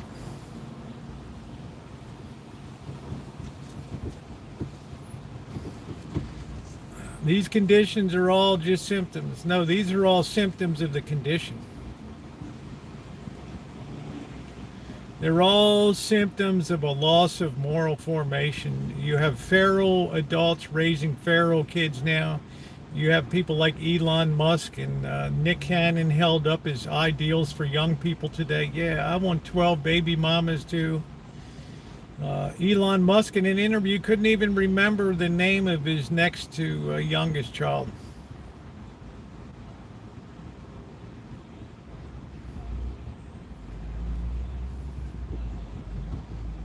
It's a sick society. Sick.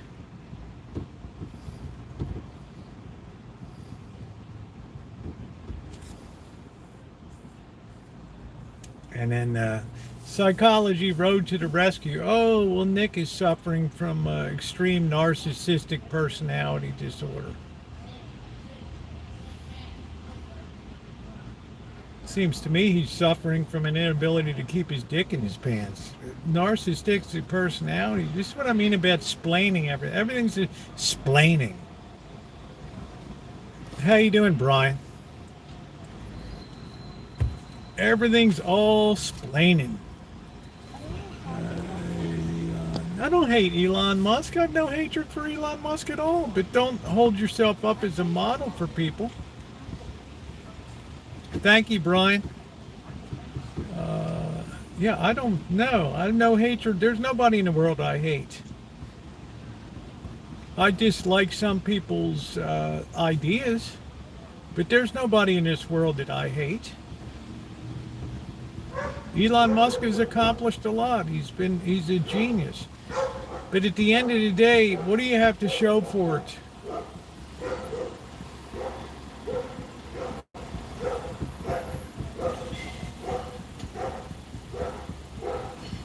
What do you have to show for it? You've left a wake of destruction behind you. Personal destruction.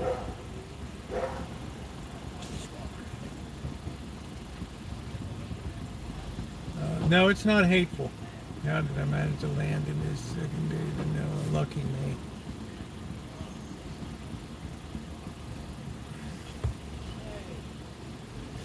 Well, I've traced out the genesis from the 1960s pretty clearly. It's pretty much laid out. At least to me, it's crystal clear. When you lose the commonality of guidance in this society, especially a Western civilization, then yeah, you're going to start paying a severe price for that.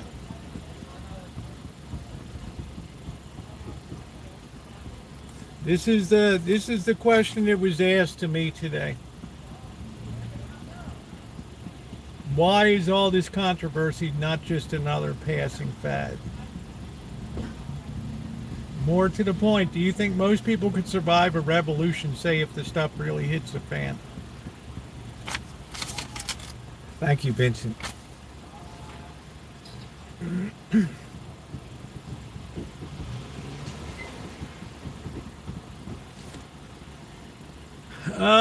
If you take a dog and yeah, it'd be like a pit bull that's just wild. Yeah, never felt more divided as a nation. Because you have people that were happy with the status quo versus people that are unhappy with the status quo.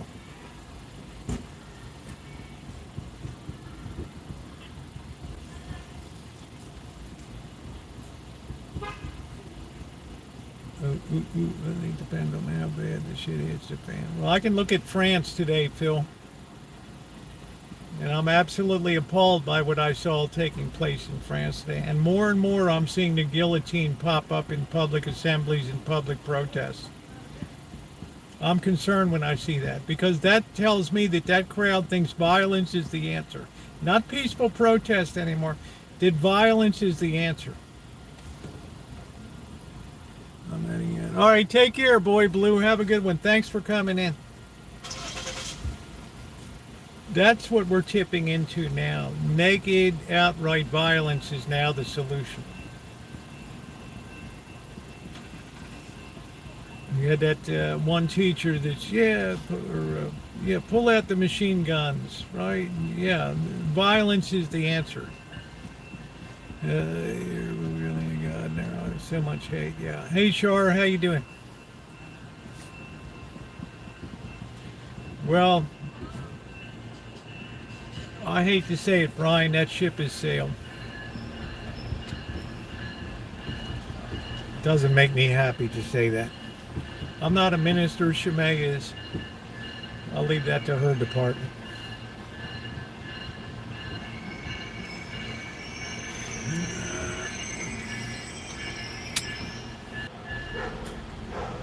I keep knocking myself out of chat. I appreciate you stuck around, Buttercup baby. I really admire your tenacity. I really admire your ability to see facts as facts. We may not always agree on other guiding principles and things like that, but we cannot deny facts.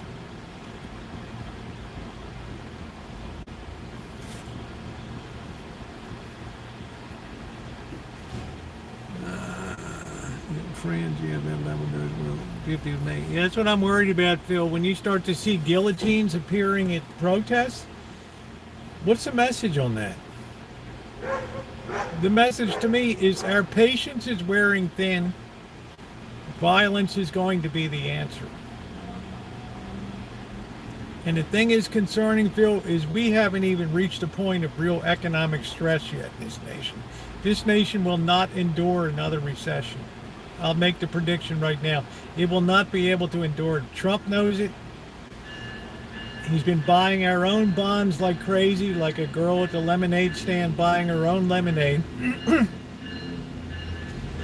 Ramping up the authoritarianism. Getting used to putting troops and deploying troops. He knows what's coming.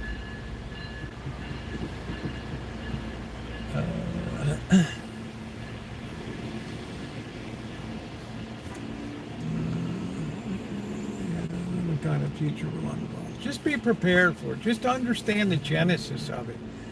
Be a light to the world. Stand up for what is right. Even if it's costly, even if people get pissed off, stand up for what is right.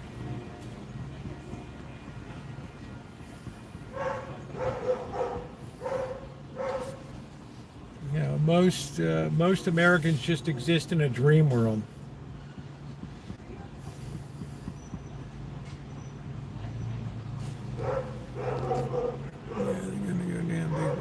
Yeah, it is.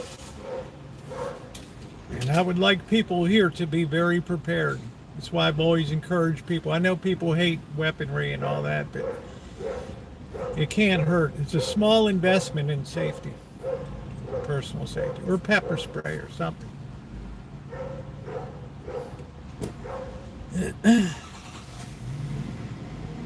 As time goes by, these protests get larger and larger.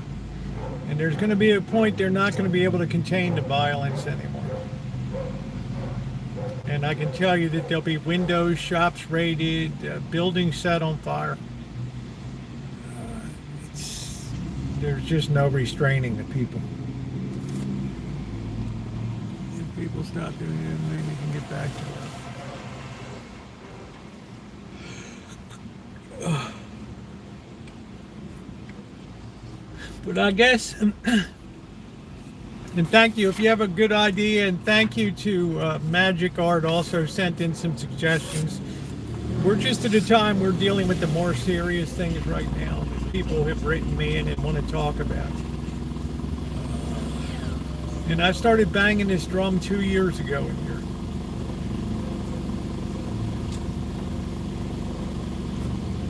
I'm scared that I'm living in the U.S. The protesting is extremely small. But then the anti-American doers, successful people don't do these things.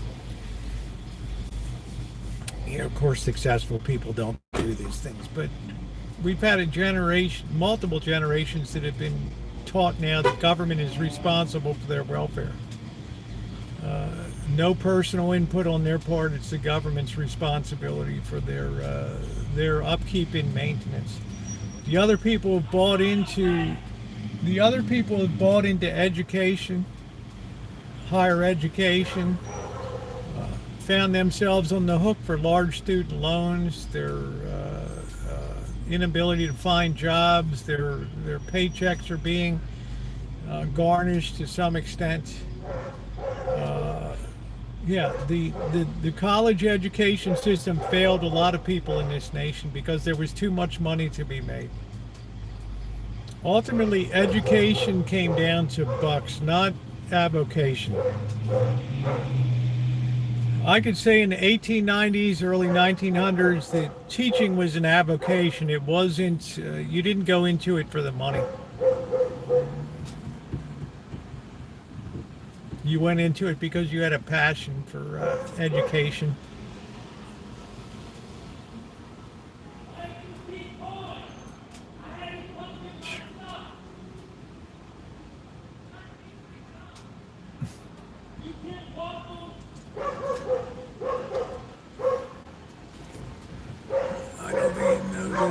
Yeah, I don't think they're really happy. Run for office? No, Miami, I would never run for office. Your life will be torn apart. Your life will be torn apart. There's no place for independence in office these days. You think I want to get the hate machine rolling through? And no. Never. No time to be happy if you're a billionaire.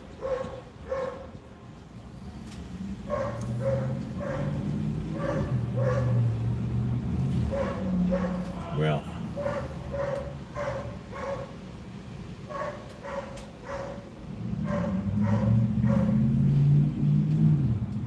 I guess we're going to have a homeless fight out here.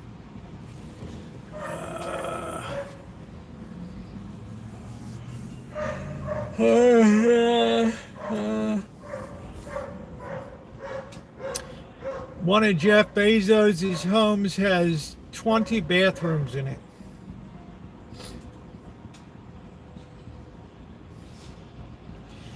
So basically, you can take a shit 3 weeks in a row and not use the same, basically not use the same bathroom in the house.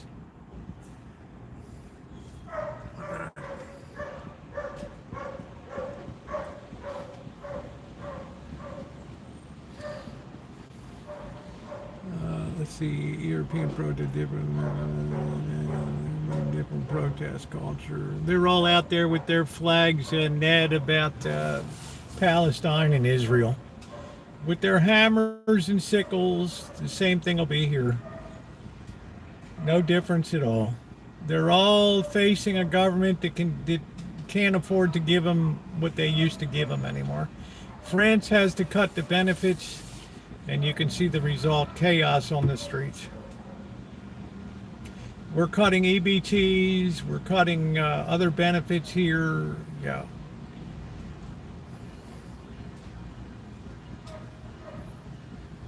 It's all the drying up of money, and money's going to start be rationing now with higher interest rates. It's all the same thing.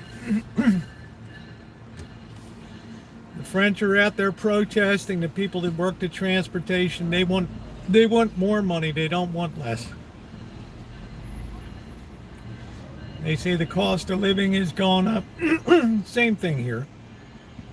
Because the government prints money and it overstimulates the economy with to the tune of trillions of dollars a year.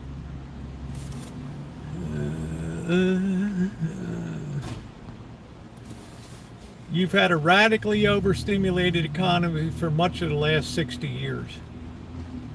Running budget deficit after budget deficit, which means you're purchasing things in the free marketplace that you didn't earn through work and the collection of taxation. You're spending what was borrowed in future productivity and future production and future value. That's it. That's why your housing is so expensive. That's why your food is so expensive. That's it. You're competing against the government. Massively. $180 billion of housing, Section 8 housing a year. $160 of agricultural food stamps.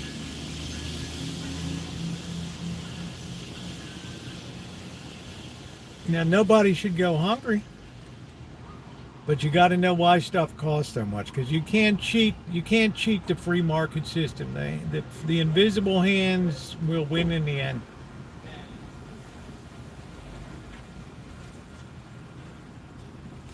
That's it. Yeah, food storage. We have a real crisis developing. I looked at the price of wheat today, just barely.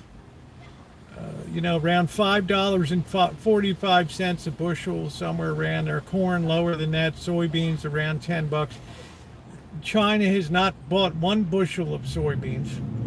You now have the 2025 soybean crop coming in. The storage bins are already bulging. There's no place to put this crop.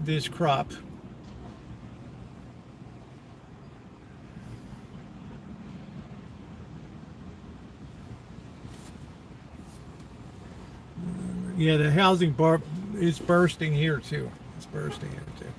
There's nowhere to put this crop. Rosie hasn't called it. Yes, tariffs have caused stress. Of course they have. Tariffs have caused a whole realignment in China, but they can rejigger where their output goes in the world.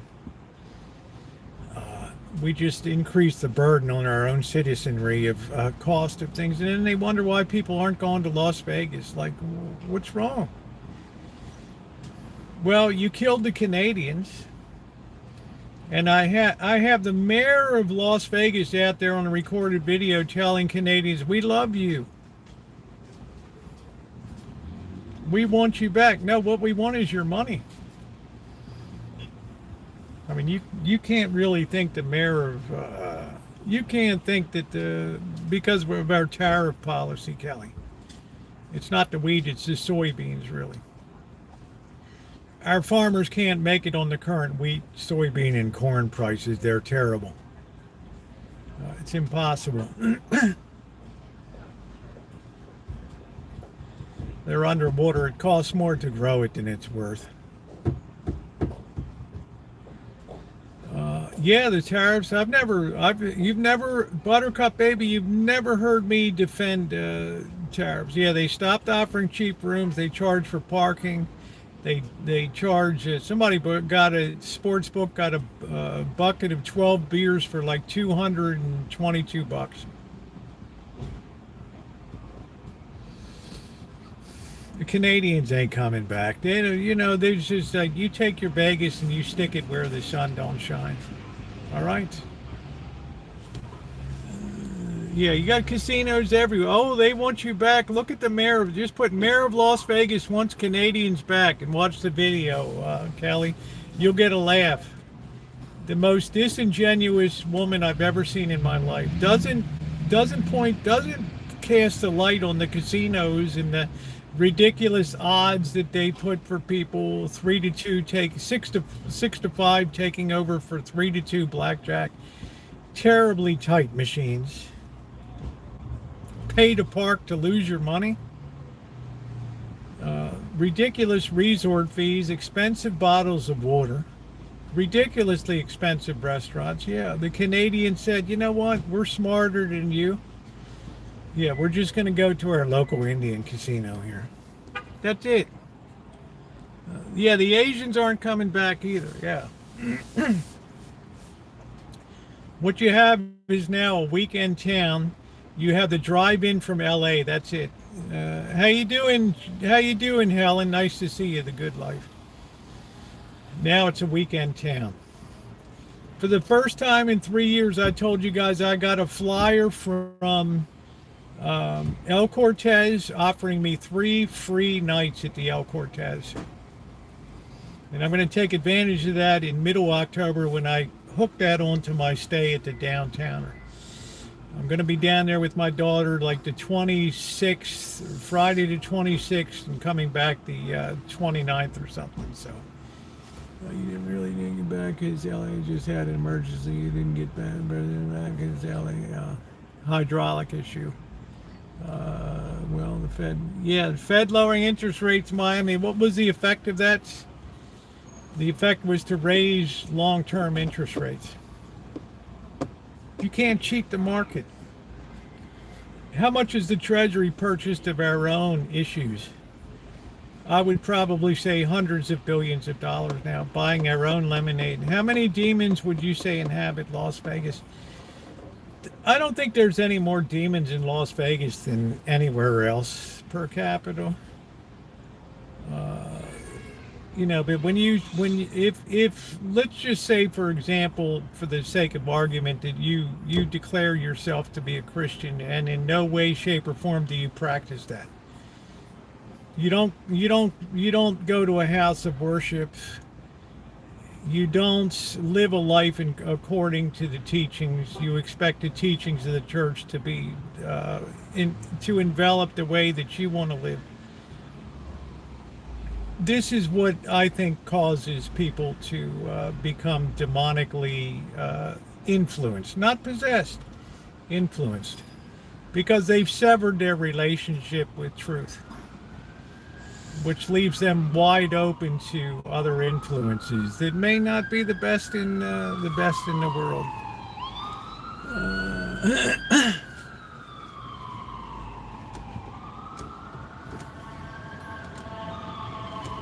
So I don't think it's any better or any worse.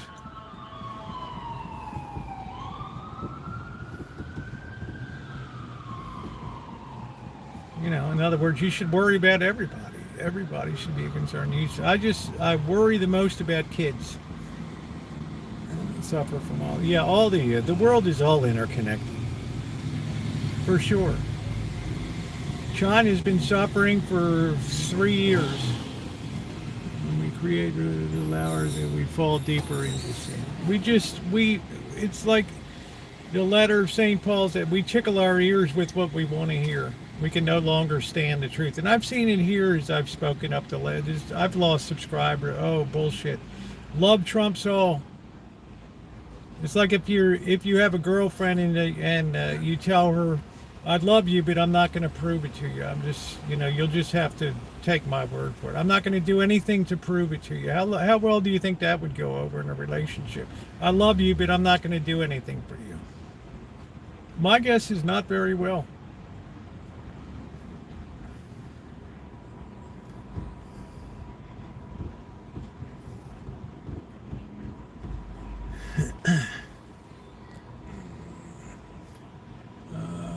Yeah, Buffalo is a damn good team, man. There ain't no doubt. I remember my mom, eat all your dinner, get what's going on.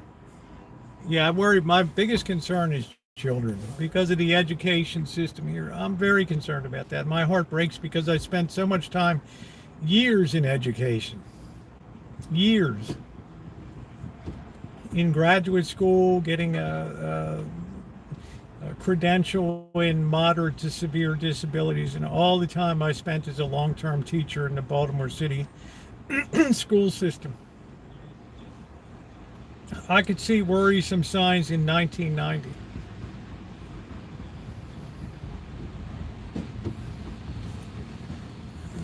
I'm worried when I was in, like I've never seen, yeah.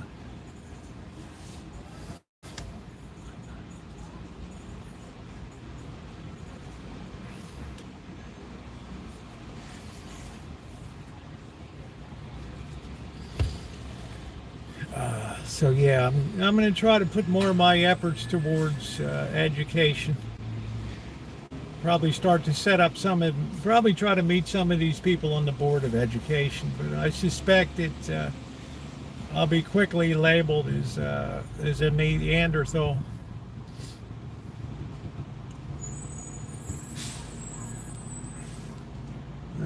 Well, we already have that, Buttercup baby. We already have that generation. It's a feral generation now, raising feral children.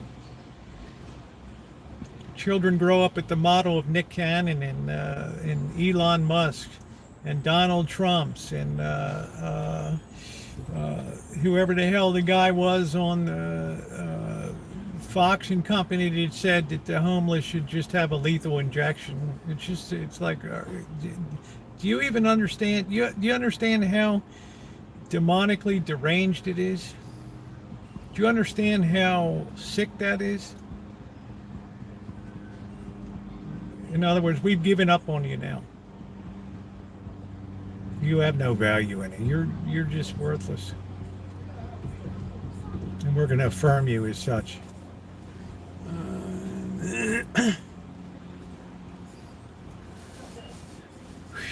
Wow.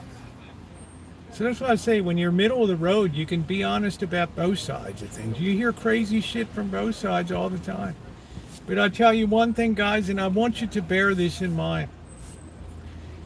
For the first time in my lifetime, I've seen guillotines at public demonstrations in France, in the UK, and here in the United States on the streets. And you can say that's a rarity. But the guillotine is a symbol of violence and retribution. And when that starts to get wheeled out, protest moves from peaceful protest to we're not getting what we want, stick your head in here and let's go. It's not a big difference from a mock-up guillotine to a real one. And like Shimei said on January 6th, when they had nooses at the White House, same thing. Or at the Congress, at the Capitol building, same thing.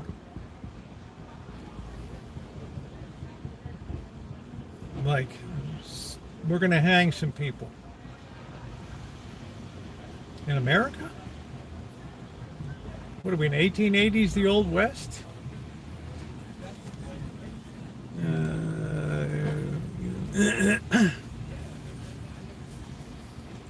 I try to tell people, pull away from the left and right and just come to the center.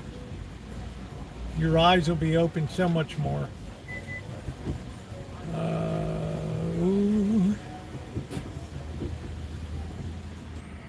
Yeah, material goods don't mean anything.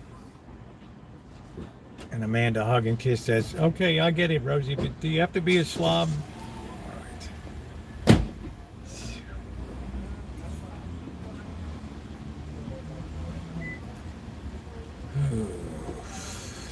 Could have said that a bit more pleasantly. Yeah, Brian Kilmeade. Just shocking to me that somebody could say something like that. I was left center, drawn down center, right of center now. Yeah, still got his job amazingly. This is why I say I don't carry any water for the right or the left.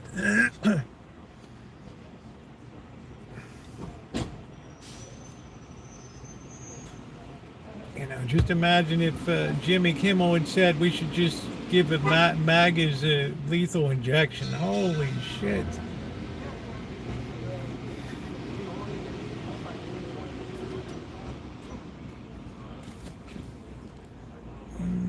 Yeah, he should be let go. It shouldn't even have been a decision.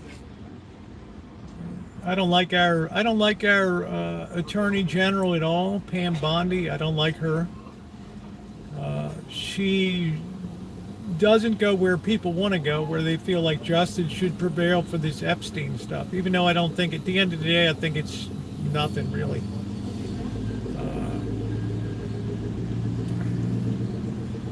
And she could go off the rails as Attorney General and become another J. Edgar Hoover very easily with the FBI and all that. Yeah, I just don't like her. I don't like her. I don't think she's fair to fair. So I ask people, please take the middle. Recognize if something's evil. Recognize if something's wrong, whether it's on the right or left. Recognize the state that our children are in today. In our school systems here, where cultural values are now more important than basic education. And nobody will apologize to these kids when they can't make any money and they just turn to crime and corruption on the street. Start running girls, running drugs, you know, who will we ultimately blame? Them? I'll say no.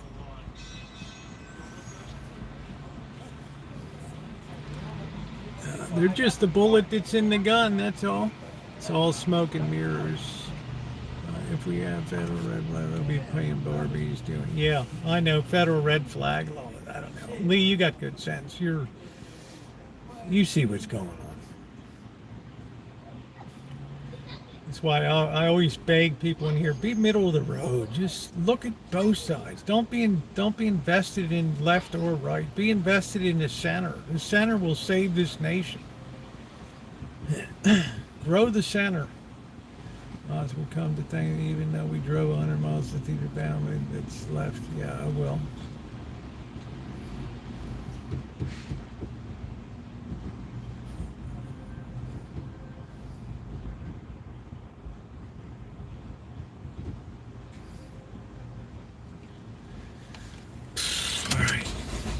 We're going to try to make a pot pie. It looks like we got some weird rain storm situation. It's going to be coming in from the south. Some type of weird thing. Make sure if you're not subscribed, you subscribe and hit that bell. It feels tuition's being so high. You'd have to be high to attract good teachers that are teaching the 3 R's. Private schools, for the most part, aren't wasting their time indoctrinating kids. They're working on making sure these kids are going to go to college and exceed and succeed. They're not there to be toys to be used. The hell are you doing, idiots?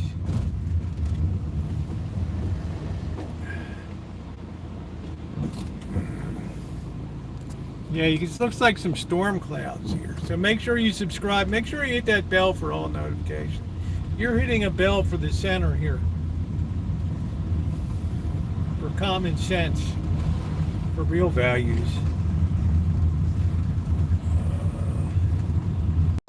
Not steeped in hyperbole and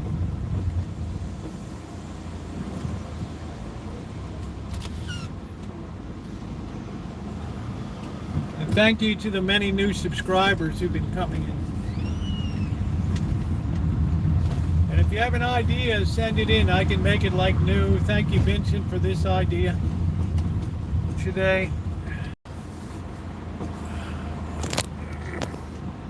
Yeah, it doesn't look good, those clouds coming from the south. I'm headed to just ride around town. Then I'm going to go cook an old-fashioned 1932 pot pie, general food style. I'm going to open up the 1932 General Foods cookbook.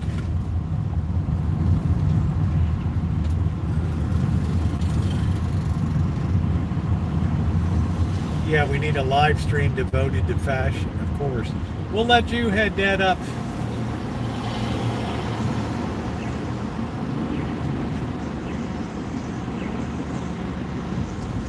Yeah, it's going to be raining here. I'm going to have to take the computer in tonight.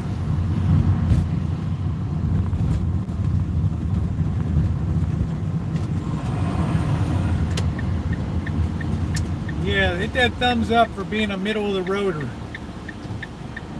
We need more of you.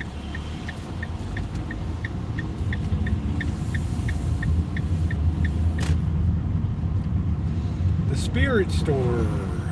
Billy Beanie, Chili Beanie, the spirits are about to speak. Are they friendly? Rocky and Bullwinkle. Billy Beanie, Chili Beanie, the spirits are about to speak. Are they friendly? Yeah, we're just a weird storm coming up from this low pressure system from the south. Let's see. They're working on the haunted house, getting that ready to go. The Scream House.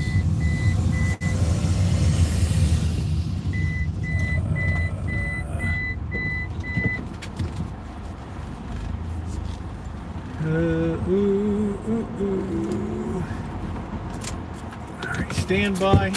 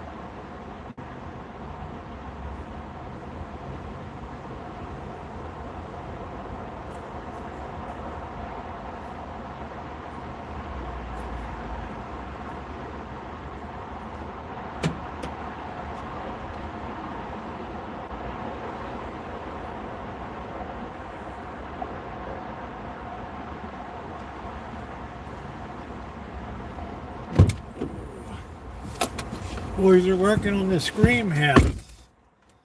Oh, well, wanted the whiz so bad. Yeah, we're gonna make a 1932 General Foods.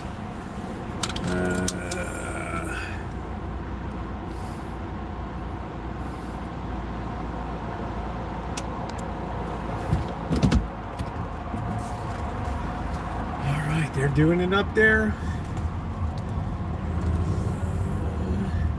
That's gonna be a big spook house there. I should offer my electricals if they need any electrical help.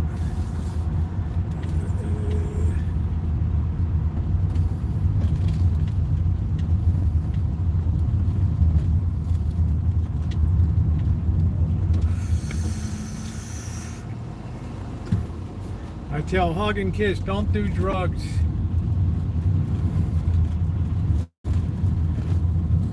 They used to serve a nice oat beer here, but she acted like I was out of my mind.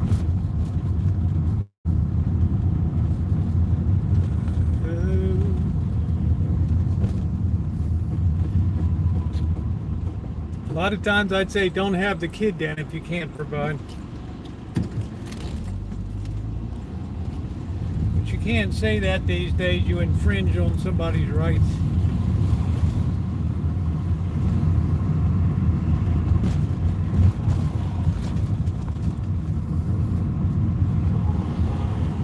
Hurt somebody's feelings.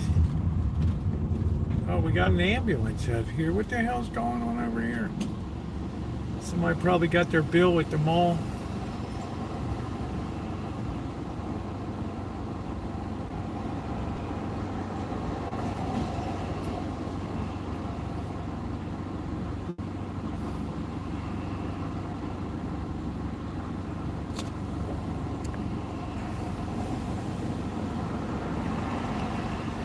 Well, that's the way it used to be. You didn't take a test, but people were responsible. They wouldn't get married if they couldn't be a good provider.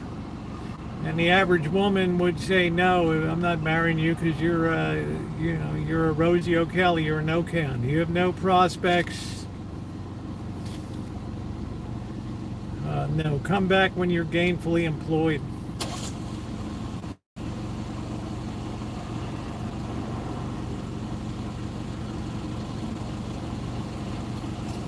You can't say that these days or you're infringing on somebody's rights.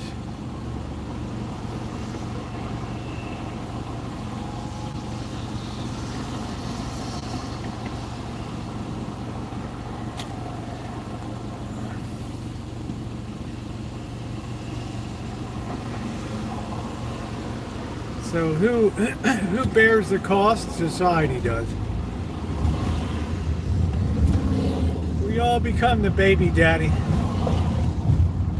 What's this ambulance doing over here? Hope everybody's all right. I need some sweets at the bodega. Look at those clouds. Ooh, that's threatening looking. Ooh.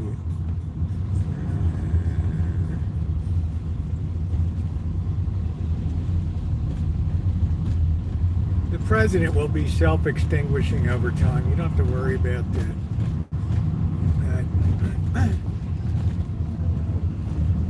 What do we got going on? We got another protest tonight? I don't know. Oh.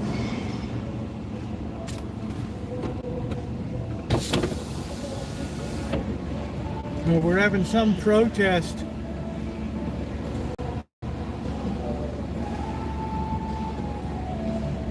Damn, and I'm missing it?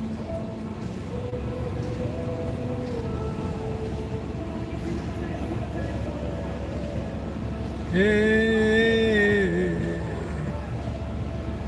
hey, hey, hey. Let's see what we're protesting tonight.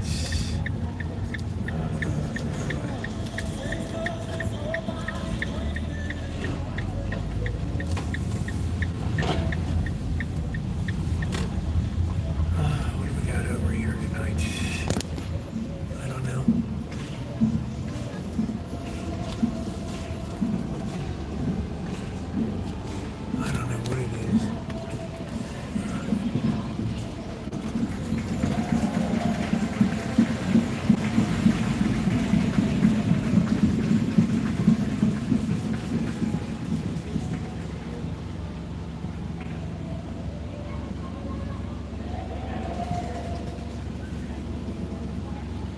Wonder what's going on today.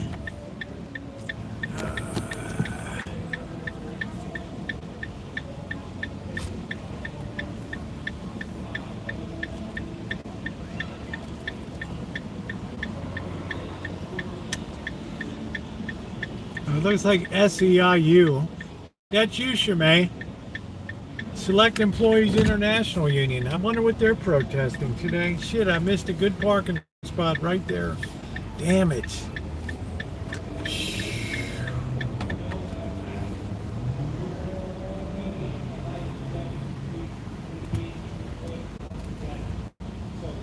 Oh man, I missed a good spot right here. We go. This will be all right. Let's see what's going on.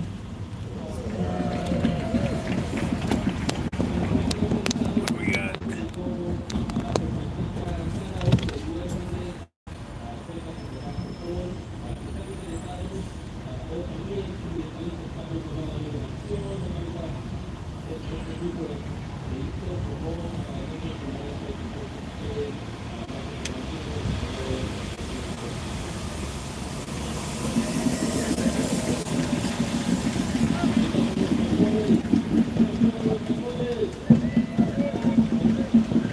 McDonald's was never intended to be a living wage.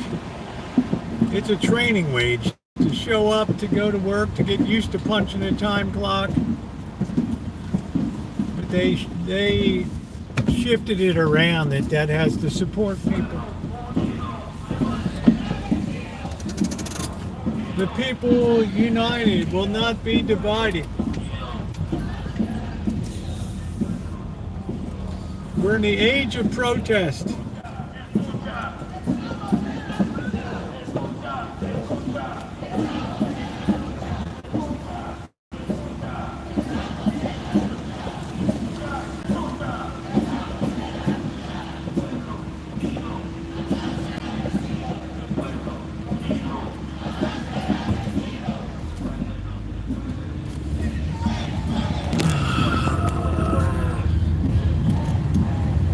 I'd like to see Hug and Kiss out at a protest. Ooh, it's awful. There wouldn't be any style there. Among the rabble, no. No, no, no.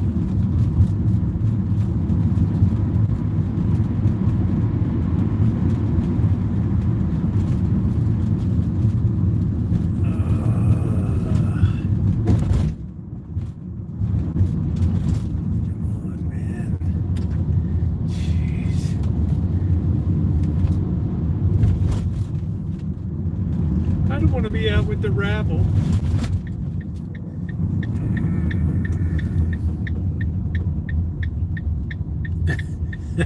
You do fundraising. You said you had a afternoon cocktail party for a political candidate.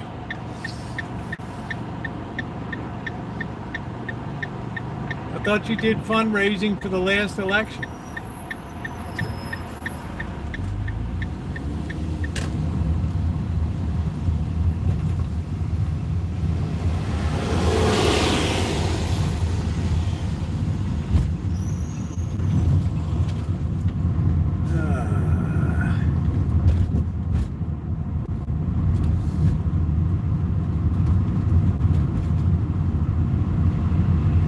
Okay, so it was determined that the two little gray tabbies that I trapped the other day with magic, they were females, both of them.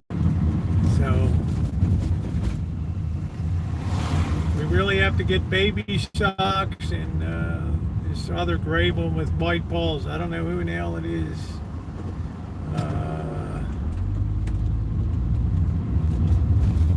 Man, it's chilly tonight.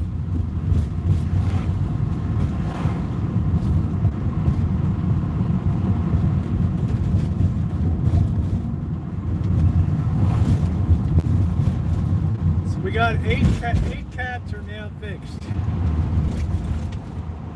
And I talked to Bird last night, that went well.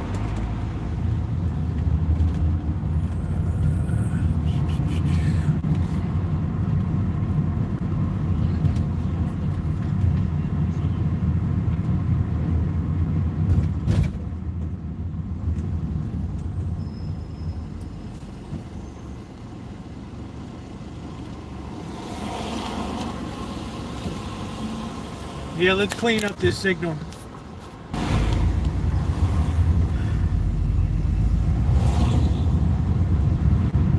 Hugging kids. Let's spend some money tonight. Let's make it, let's see if we can go for 2 in a row. Buy something tonight. You cheap mother.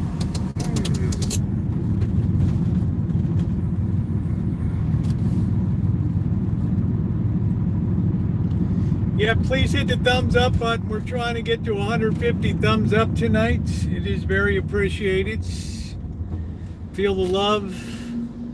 Our love is like a ship on the ocean, getting better and better as we get down with the motion. I'd like to rock the boat, don't rock the boat, baby. Rock the boat, don't rock the boat, baby. Rock the boat, rock the boat, oh, oh, oh, oh, oh. Ever since that time when we were young. Yeah, 2 days in a row we spend money. How about that? There will always be a quiet place. Dun, dun, dun. Our love is like a ship on the ocean that crashes into an iceberg and everybody's happy. Oh, I'd like to know who got the notion to swim in the ocean. Oh, rock the boat. Don't rock the boat, baby. Rock the boat. Do, do, do, do, do. Rock the boat. Rock the boat. Ever since that time.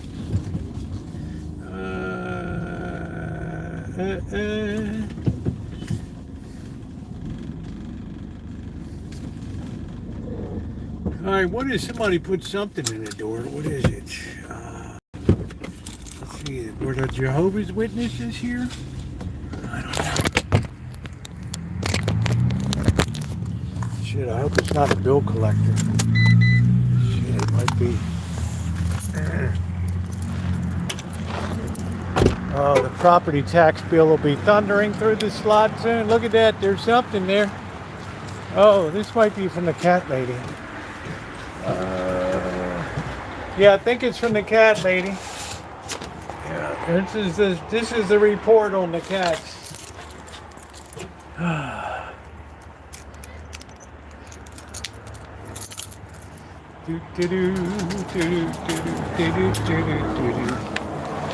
And look at what we're not going to put it up today, but look at what my good friend Cindy sent. We have a whole new kitchen stadium here. Look at this. Is she not wonderful? We got a whole new kitchen stadium. It looks like it's going to be fantastic. Look at that. Prop 50 says to overturn the Independent Districting Board and gerrymandered estates. Look at how beautiful that is. The new stadium right there. Thank you, Cindy. Oh, it's going to be amazing. This looks much more substantial too. Oh, that's so nice. That is so nice. All right, let's see if Magic came back. Yeah. Magic's still stunned. There's Rosie's been fixed. Everywhere I look, I see fixed cats. Yay. Don't run in, Rosie. These little kittens are the laziest. They sleep all day. Chairman Meow. Who's hungry? Yeah, Cindy was in awe. Cindy Russo was amazing. Amazing. So we're going to have a new, it's much more substantial looking too than this. We're going to wait until the rain. We're not going to put it up in a stormy time here. Let's see. I don't see Magic is still out in the bed, really pissed off. Magic does not like that he got his sack dropped. He had a big sack. He was very proud of it. And now he's got nothing. He's got nothing. Let's see, Shadow's taking his shit so he can eat tonight. Skywalker. There's the handsomest Skywalker.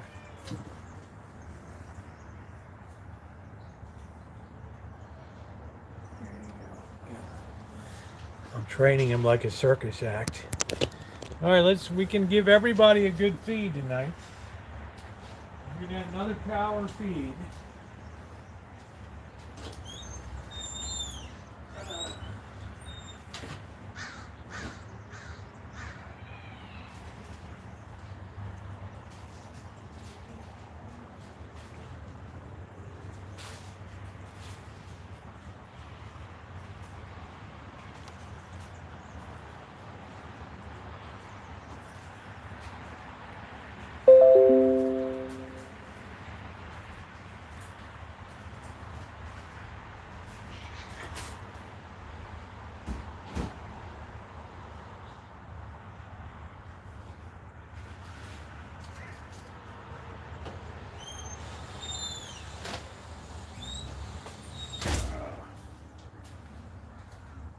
Everybody's going to get a power feed tonight.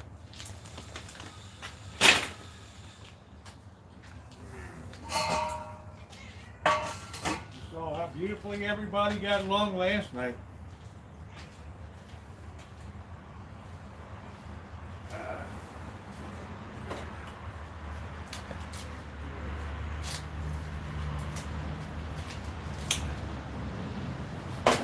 Thank Patty Wakefield for the food.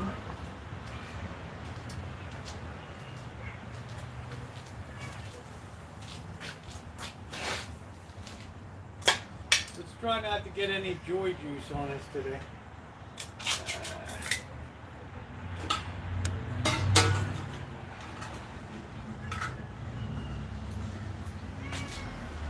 I don't know where Magic is. Magic is off in the state of shock. He can't believe that he got his sack dropped. He's very depressed out there. Very depressed. Very, very depressed.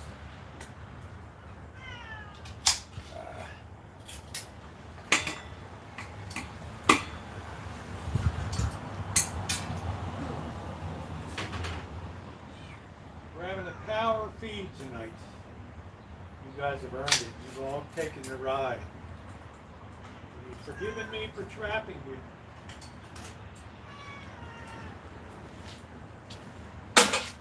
You have forgiven me.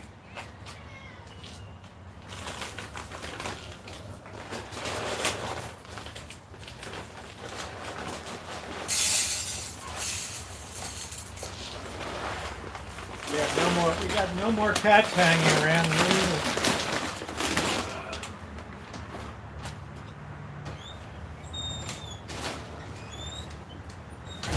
Oh, Skywalker.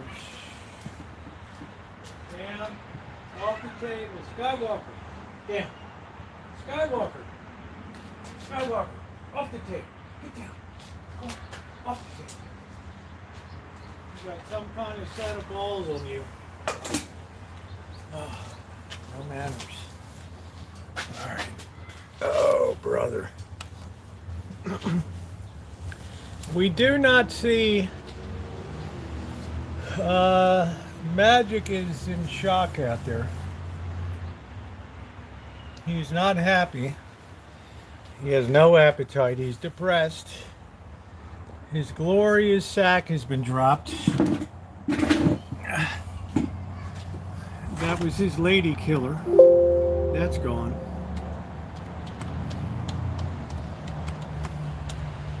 So it's pretty tough sledding for the old boy. Alright, man, it's chilly tonight. Yeah, we don't see Magic. That's who's missing tonight. That's who's really missing tonight. Alright, I'm getting a side chat on here. Wasn't that nice of Cindy Russo? We're going to wait till the weather gets better. That was so nice of her. Let's see.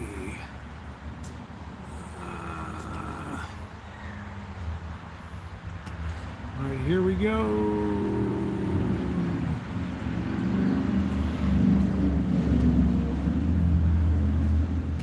All right.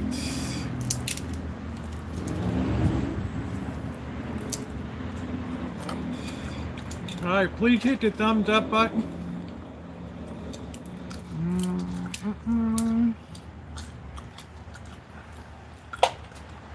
Yeah, Magic is, Magic might feel a little ashamed right now, I don't know. He let himself fall into the clutches of the trap. And I put the traps in the garage. One of them has a big dump in it.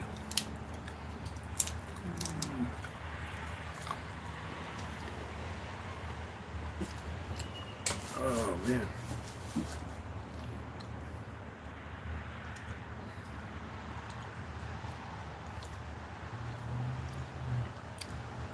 Your Magic's just too depressed. It was too hard of a...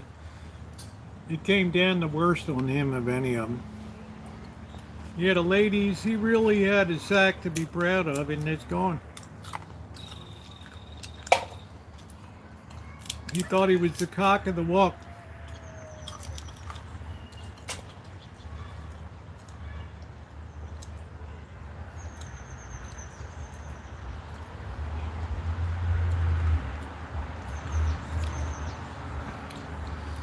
Yeah, I like to get to the point. Look at Tiger's got some weird color. He's like getting gray.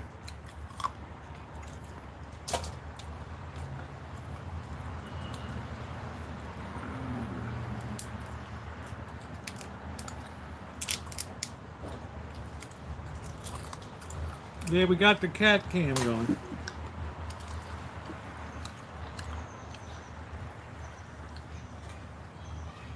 We're having a big power feed tonight.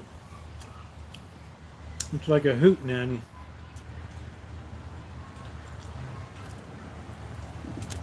You can tell the cats are in very good spirits. We don't have other cats raiding the place. Everything's all neat and clean. No wasted food. No worms from flies.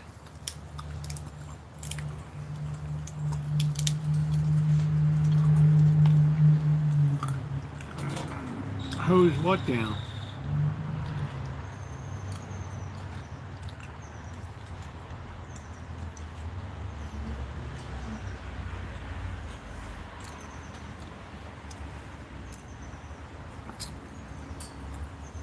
Hey, how you doing, GTB? What's going on? Everybody's happy. It's like the Ponderosa here. Uh-oh, here comes Simba. He's going to start a problem again.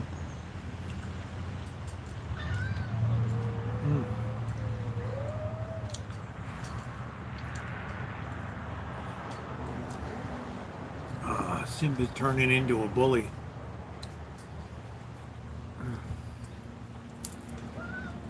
Listen to that.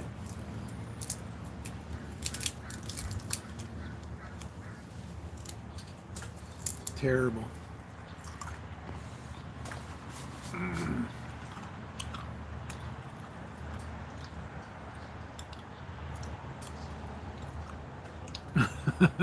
Chuck.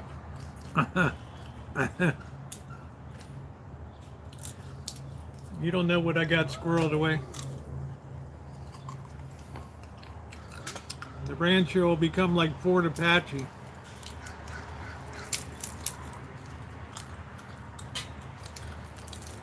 No, he eats.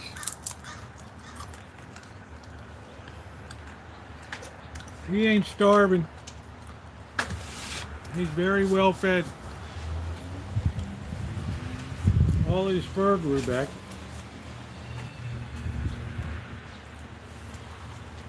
He's not as, yeah, there was one last night. It's not as gruesome as last night. I mean, when his fur was shaved off, he's not as gruesome.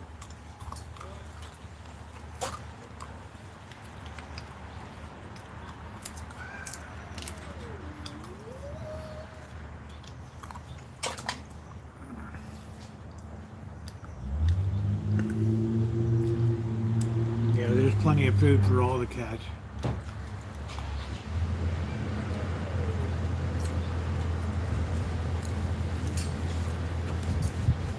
Yeah, Jimmy Kimmel hasn't been funny in years anyway.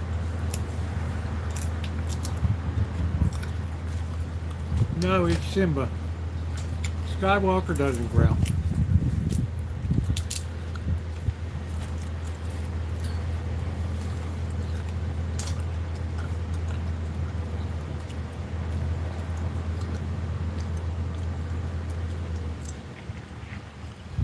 You can say anything you want, but ABC's got a right to pull a show. It's their property. A lot of people said they're going to cancel their Disney network and boycott Disney. I'll believe it when I see it. They're not going to do without their entertainment. That's right, Saturday Night Live has been shit.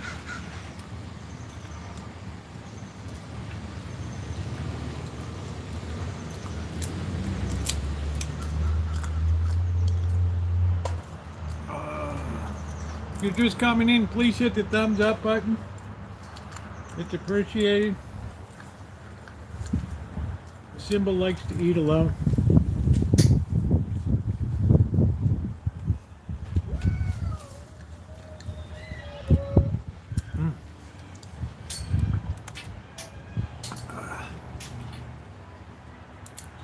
They should be protesting at ABC headquarters.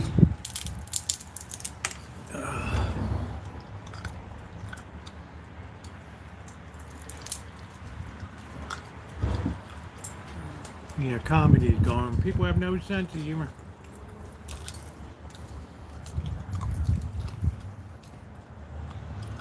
Yeah, so ABC is not required to keep anybody they don't want to keep. If somebody's bad for business,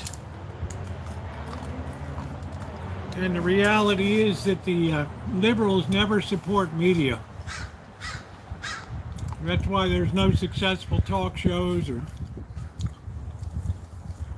why Fox is so far ahead in the ratings.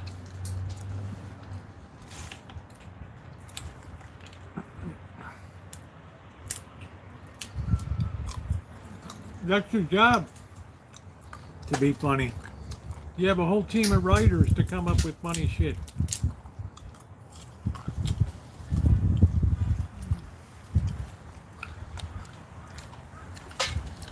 Yeah, you can't fault the ABC, but if you're going to protest ABC. I'm going to put a sweatshirt on. It's cold.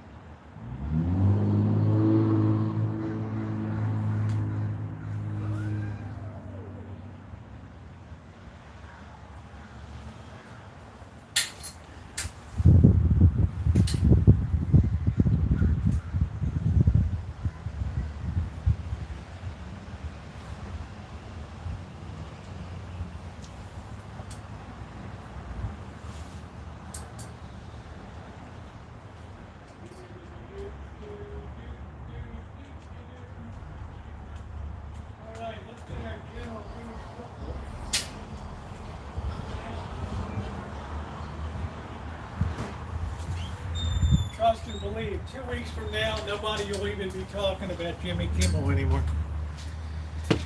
They'll be on to the next thing.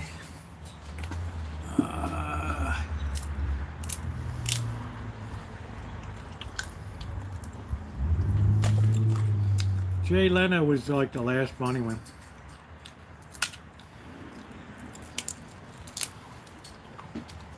Imagine Don Rickles these days, they would shoot him. Oh, I can't believe you said that.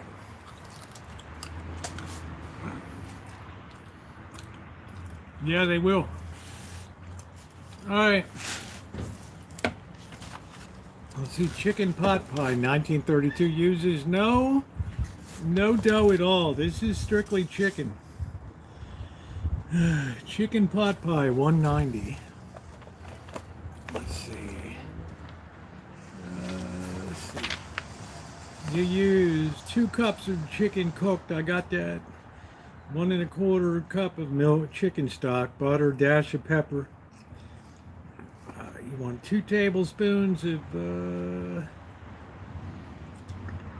thickener, 1/4 teaspoon of salt, dash of pepper. Combine the ingredients, turn it in. Small baking powder biscuits on top of chicken mixture after it's baked for 10 minutes. Return to oven. So you put powdered biscuits on top of it. There's no bottom crust for it.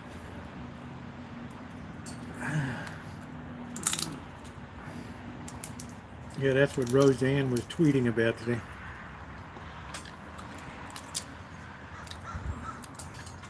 Like they had no sympathy on me.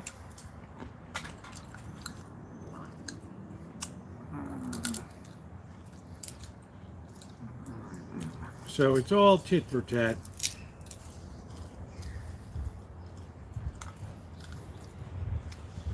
Yeah, but he couldn't talk about the things he talked about today. This thing uses no vegetables in it at all. Amazingly. Hard to believe.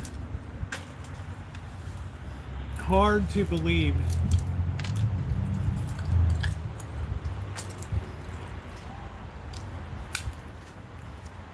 Yeah, nobody watches the network. Who in the hell watched ABC anyway?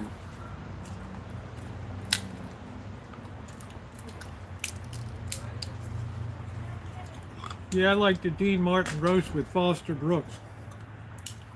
That was funny shit.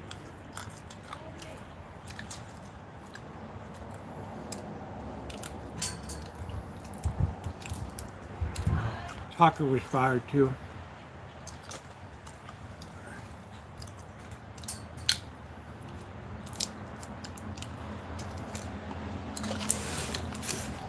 Yes, sir. The rebound effect will be strong. All right, let's get our shell here. Let's get our table wiped down. I'm not using any biscuits at all. I'm going to go start the show up. I've already cooked the chicken today. No fighting. I get tired of the fighting bullshit. There is magic.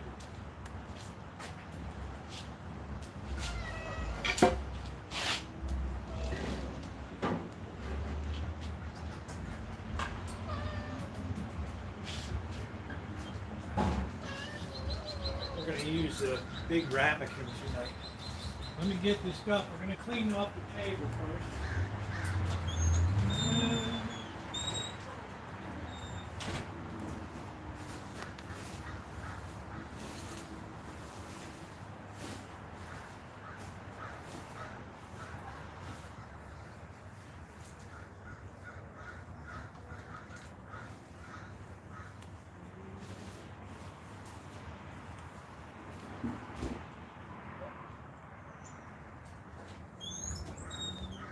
Where's Hug and Kiss? You're gonna see green. You're gonna see peas tonight. Something green for the first time in 6 months. We got these pearl whole onions here. We have to improve on the recipe.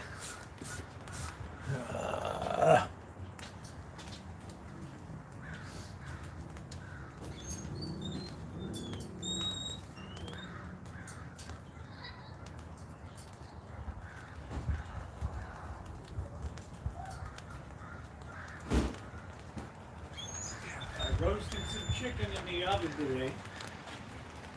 All right. One of the other two are going to be for soup.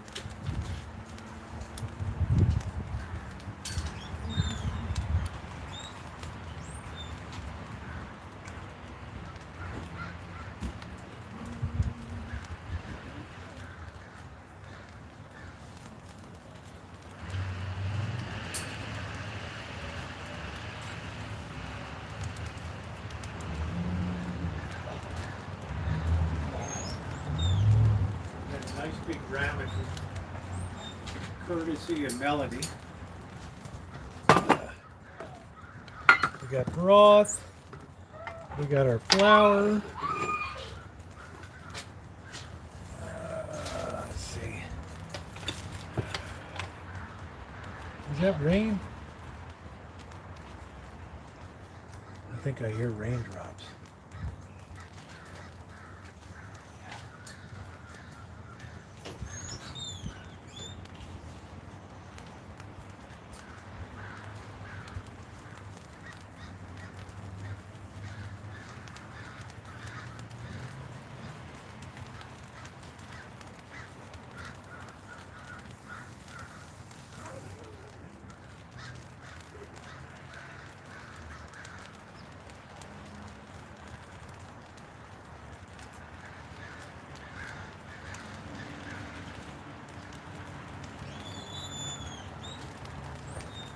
I've only heard from one literary agent so far. All right. Maybe no news is good news. Who knows? All right. We're going to have one little potato.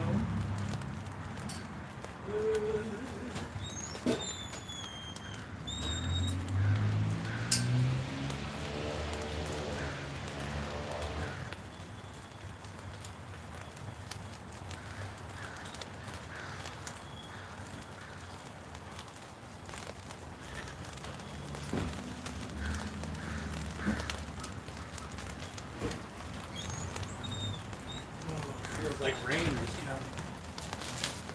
Rain is here.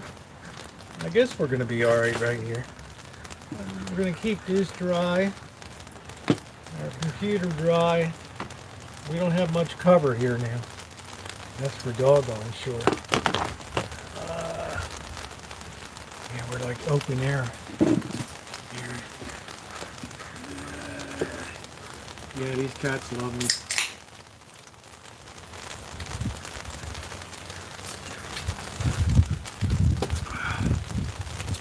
They've been treated very well. They've gotten a lot of love.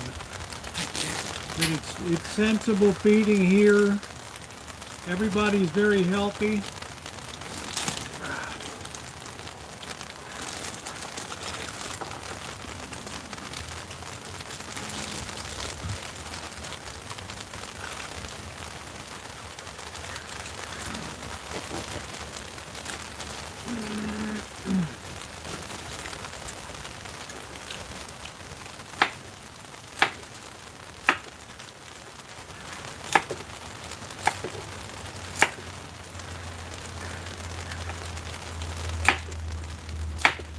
I was surprised how simple this chicken pot pie is.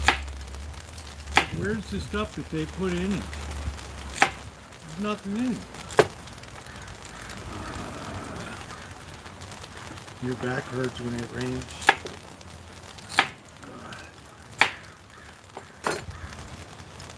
I don't think it's going to rain that hard. Let's see. Put this in.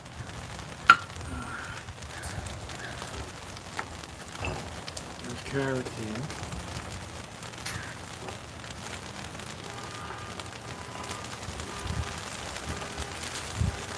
I'm going to put the onions in.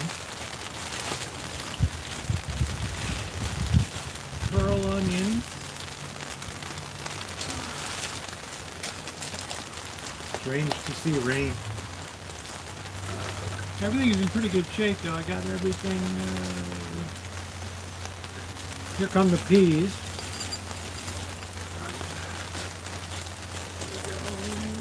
Yeah, I've got things very consistent here. I think that's what they really like, the consistency.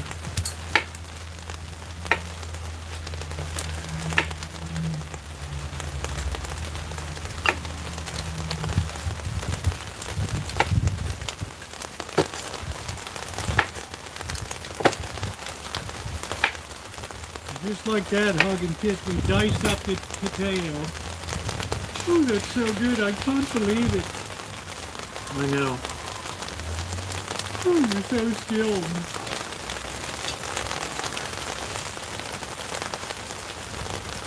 We're okay still. I might have to keep an eye on the computer.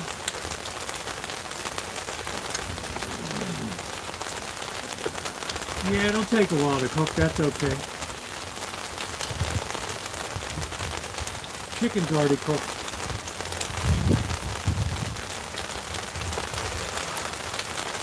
This is good. We don't have a fire season if we have this. This is very rare.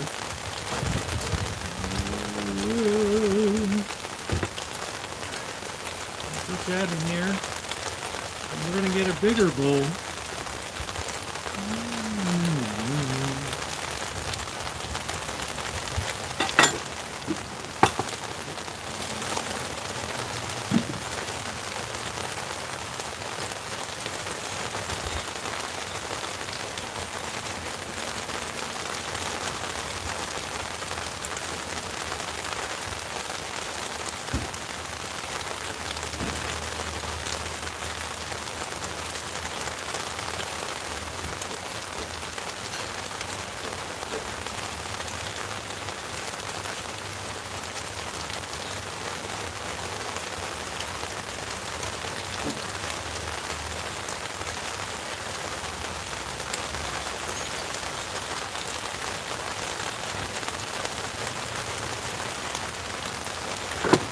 Make sure this rain doesn't really get out of hand.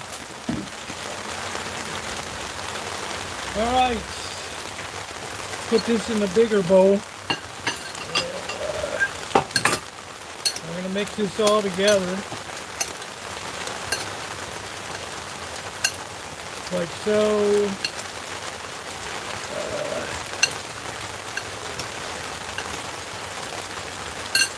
And we're going to put our probably change up how much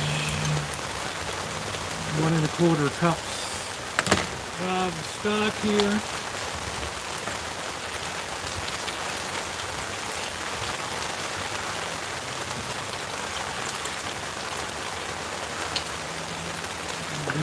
We're gonna make a slurry here.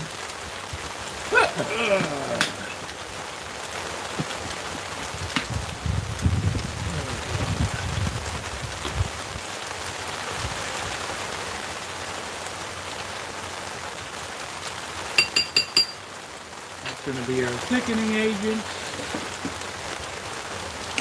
We have a new kitchen stadium. Woo! Thank you, Cindy Russo. We're going to put our salt in, and we're going to put our pepper in. We're going to stir that all around.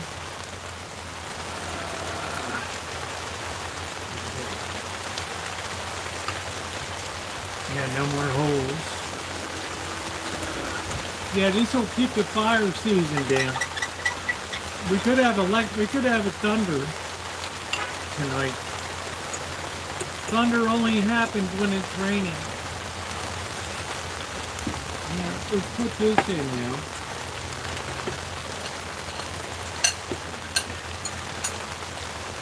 There we go. That's it. And about 20 minutes through, we're going to, yeah, it's awful. We should put some butter in here too. This looks really good.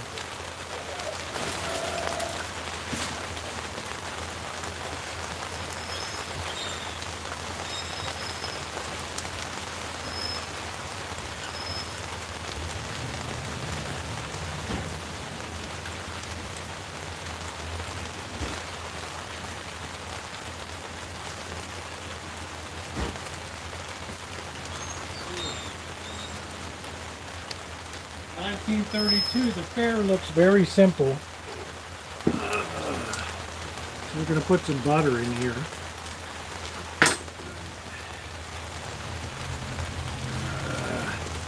Drop a big glob right there. And then we're going to go right in. We got it preheated. So if somebody could give me about 20 minutes, and then we're going to come back and we're going to put the piece of toast on top of it. We're going to put a piece of bread on top. There we go. Into the barbecue grill.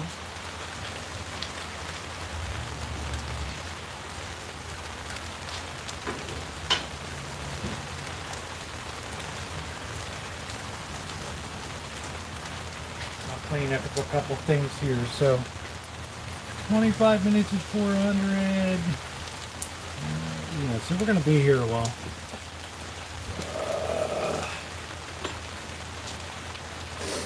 Let's do a YouTube short real quick.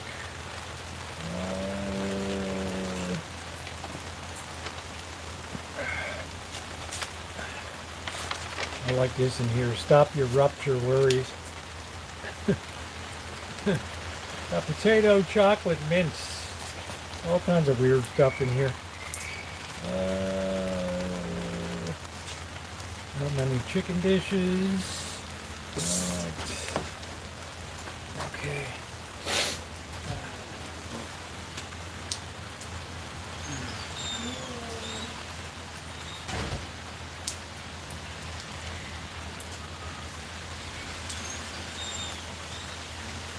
Let's plug in without being electrocuted.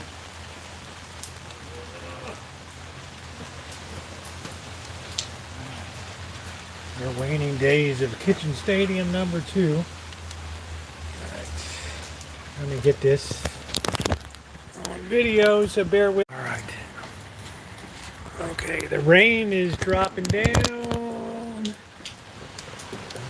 things are good. We got in just enough of a good part of Kitchen Stadium here. Woo! Collect a little rainwater. Woo!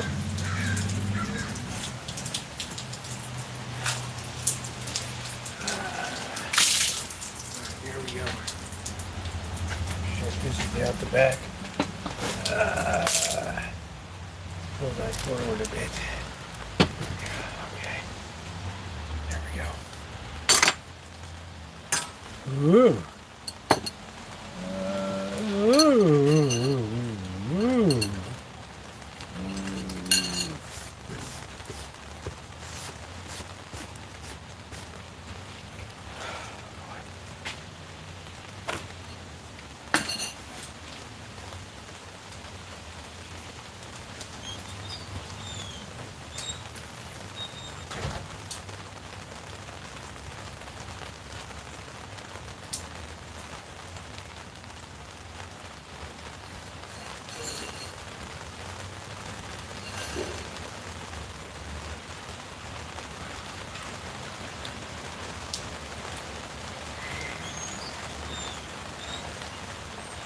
I don't have to water anything. I was watering the trees a couple times. I didn't want to have to dig all up over there. Grease casserole bake. 25 minutes stirring mixture twice during first 10 minutes. Bake 10 minutes, then bake 15 to 20. Yeah. Alright. Is that a cat that was just on? Yeah. Poor Magic. Now Simba's eating. Eating well. Let's see.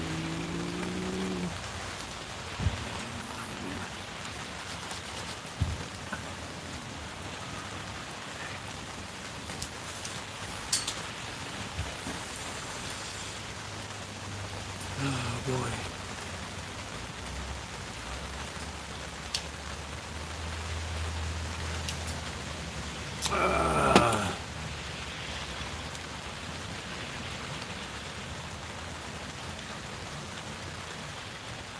Get this baby. Yeah, we're waiting to see if we have lightning. This is not going to last too long. Where is that you, Magic? Magic! Here comes Magic! Magic! Are you going to stand there in the rain or are you going to come up and eat?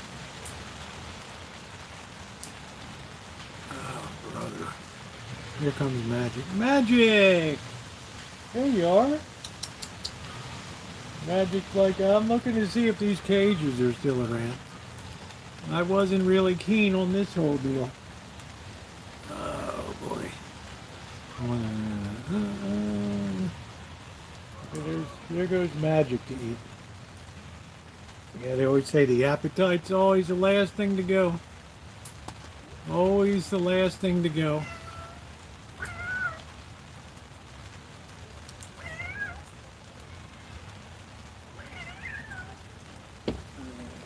Yeah, little monster. Okay, finally Magic. I was getting a little worried. I was getting a little bit worried. Cause you can be magic. You can get your sack ripped off. Do magic. Oh boy.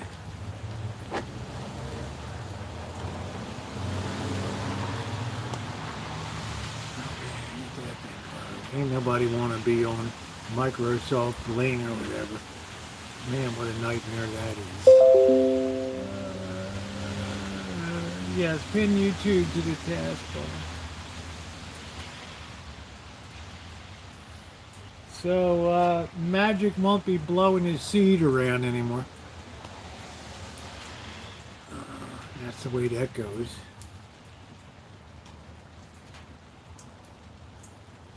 After about 5 more minutes, we're going to stir that in there a little bit.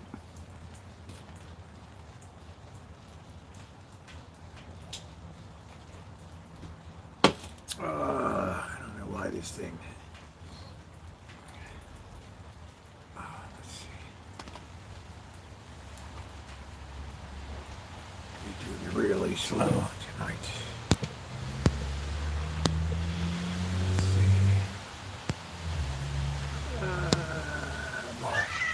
Easy, we're not fighting already. Breathe and died of that before she stopped eating. That's her, my auntie forgot to breathe and died of that before she stopped eating. Wow, Simba's chasing a little cat along. I don't know, did YouTube go down here? I don't know what's going on.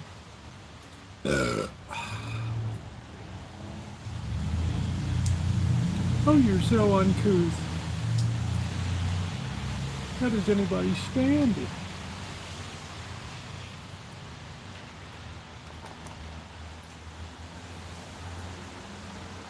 Good night, Alan.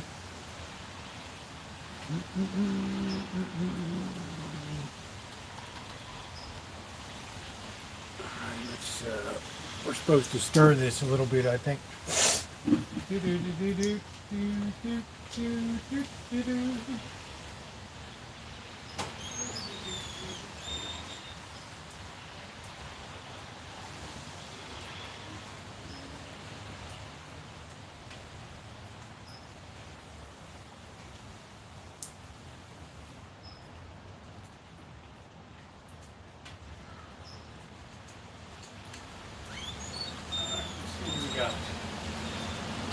Yeah, the rain kind of passed over.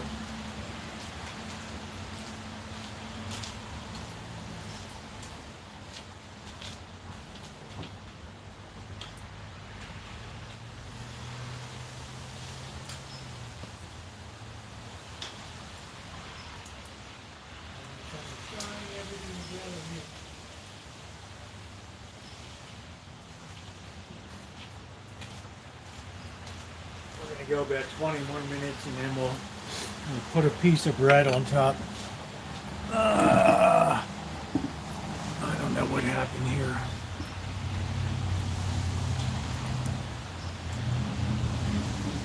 Can't get YouTube to come up on this.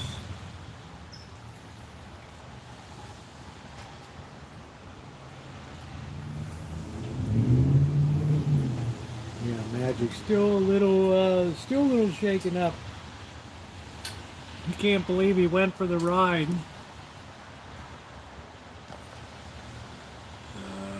Let's turn this off. He can't believe he went for the ride. Let's see see, can we get anything on there? Alright, we're gonna restart. That's always the solution to a lot of problems.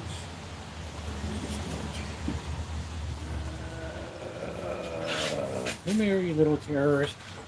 Look at this. Sherman meow.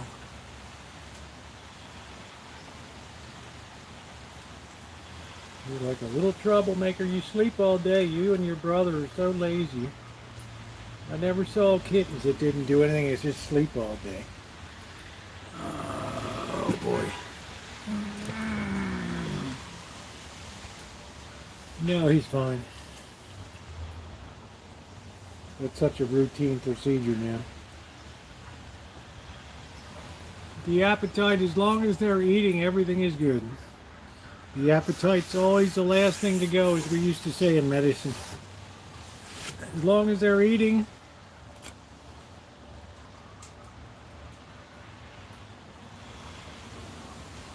We might have a thunderclap tonight, I don't know. Let's get our Windows XP going here.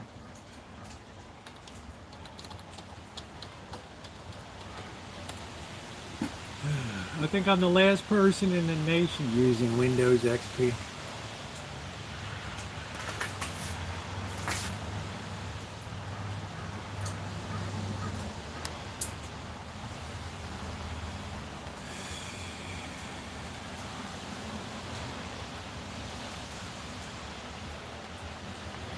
I saved my book. I put it on two different, I saved it on a computer and I put it on two different SD cards. I thought, wow, what if I get hacked and I can't never get to my Google Drive anymore.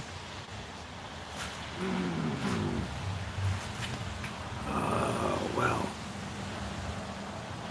Let's see. Glenn Ross is available for free on YouTube. You might want to check that movie out if you never saw it before. Ooh!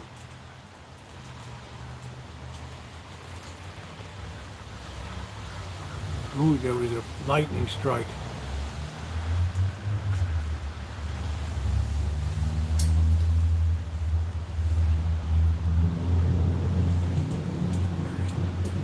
Here it is. Thunderstorm. Ooh.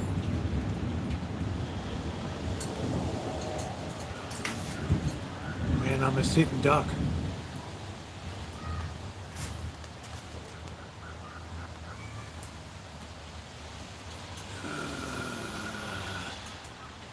It doesn't what's coming next. I'm like, this is like Windows 7 or I don't know what the hell it is. I'm just joking. You would have heard. Dun, dun, dun, dun, dun, dun, dun. I only have one computer that still has Windows XP on it. Hey, Krill.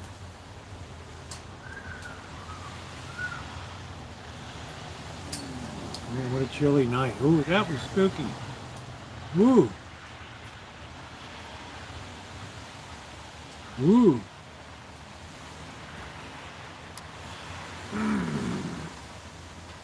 Spooky.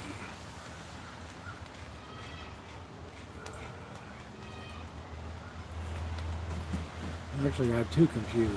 The building I live in has been hit by a relocated building going.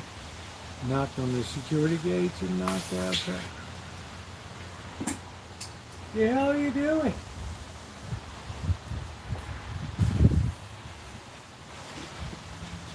Oh. Yeah, they want me to upgrade, so But I love this all-in-one. I don't have to haul everything around. Lightning is from flash to sound. Yeah, probably 13 miles away. I'm gonna strike my sack tonight. Poor Magic got his sack dropped.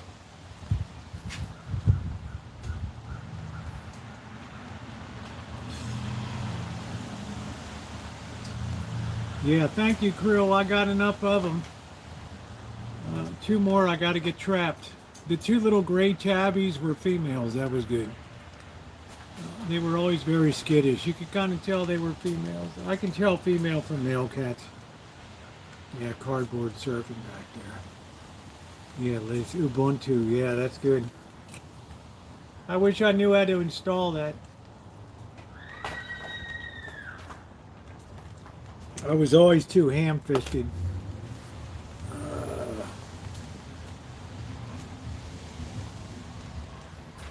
Looks like Magic's got a good appetite, but he won't be spreading his seed anymore.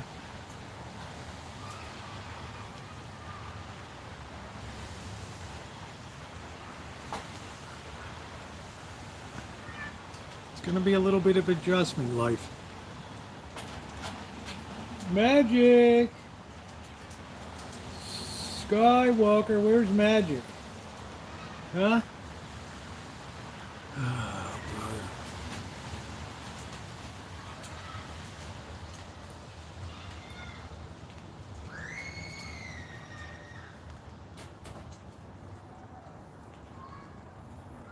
Looks like Magic's a little more tolerant of I think I got 2 cats to go, maybe 3. We got 8 down. There's Baby Socks, who's the ultimate prize. I'm gonna put the traps out back overnight. See what we get, because I'm leaving on the 26th. I'll be back on the 29th. And then I'm going to take a week or so here and then back down for a week or 2 to Vegas, then back up. And the fundraiser begins in November 1st, and then back down to wrap it up. Yeah, it's going to be busy. Busy.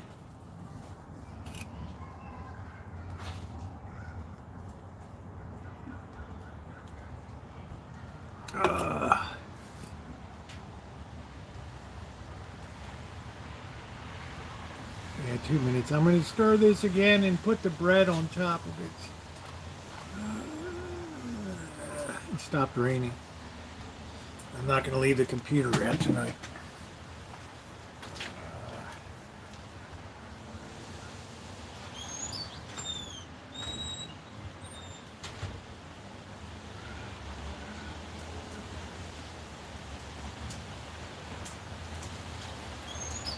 Normally you would top this with biscuits. I'm going to put a slice of bread on top.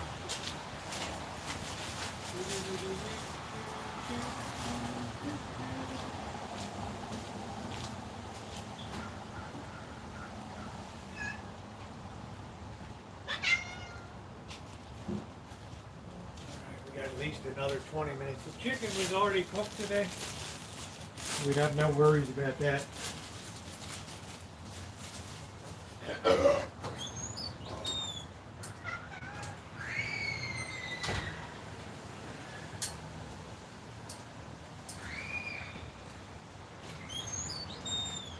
I guess I'll try to get some crabs tomorrow. It's good crabbing weather. All right. Man, that sky is really pink over there. Look at that, it's almost freakish.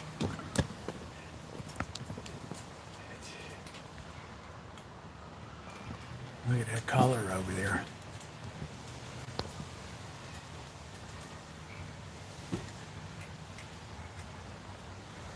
It's a very freakish sky tonight.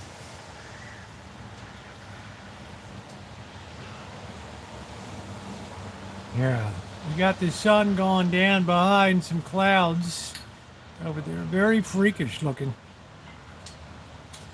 Yeah, crabbing is good during cool overcast. Only slight rain like we got here. Heavy rain increases it reduces the salinity in bay there. So they'll go out to the deeper sea. Oh wow, we're gonna be mean again. Oh, Simba doesn't really like the kittens.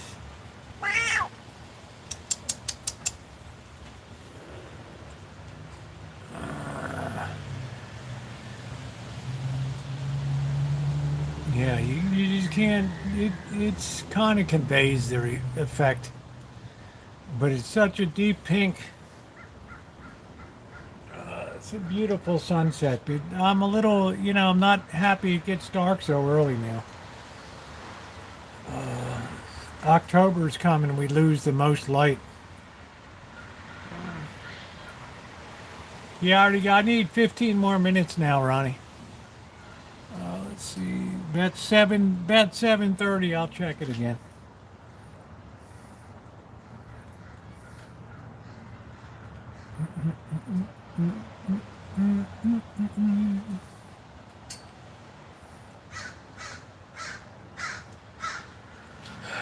Do. Yeah, Simba's really low in order. Simba used to be really easygoing, and then I don't know what happened. Then Simba started getting really mean. Do. Might be able to see the sky over here. Yeah, how deep that is. Yeah. That's really a deep color there. Right over the Pacific Ocean.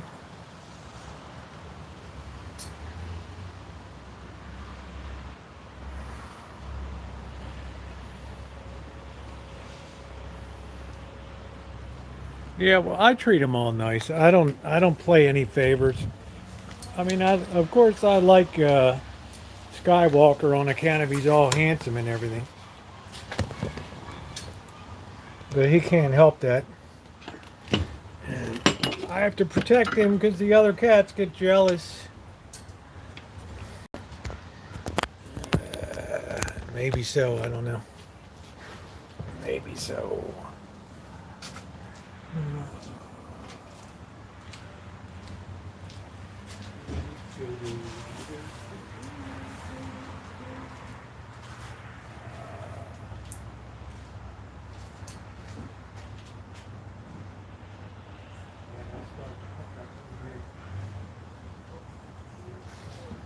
I want that to be super well done.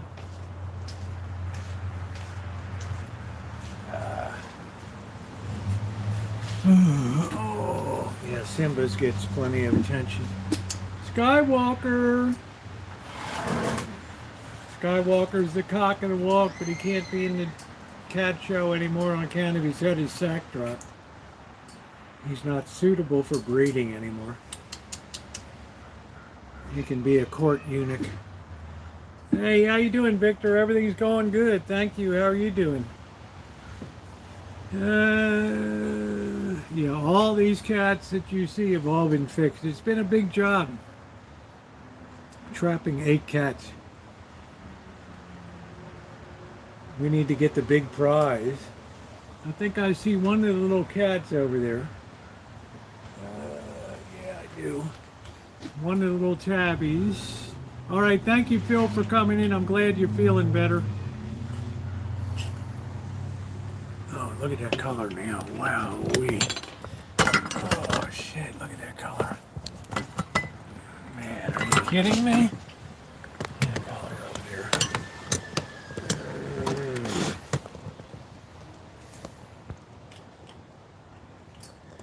And there's that purple. Never seen anything like that. That's really wild coloring right there.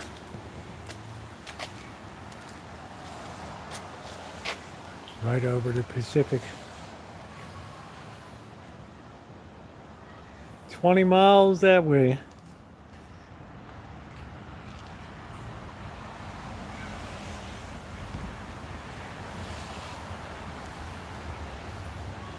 There's one of the little tabbies, or else that's the mother, I don't know.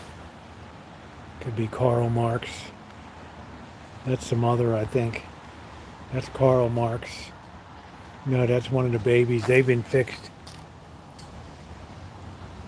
Where the hell are you going? What the hell are you doing over there?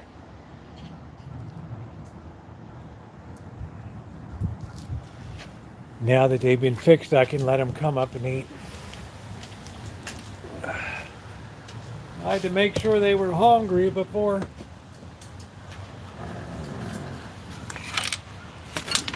make sure they were hungry.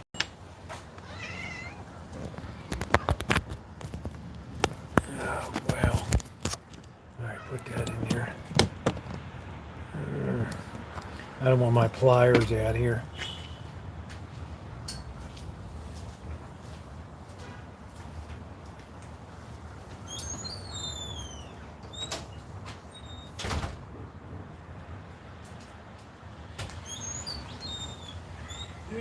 Yeah, it's hard to believe how it gets dark so early now. I can't believe Cindy sent a new kitchen stadium. Yeah, it's like a purple now. And there goes the sun. Clayton Kershaw is going to retire. How about Verlander? Shouldn't he retire?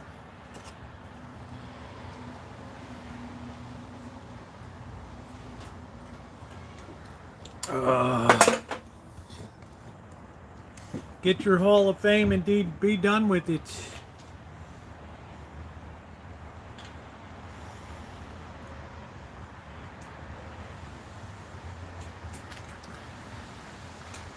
Do do do do do do do do do. Yeah, Cindy was amazing to send that over. Let me see this thing. Do do do do do do do do. Do do do do do do do do. But up ba do ba do. Let's see what's going on while we're waiting here.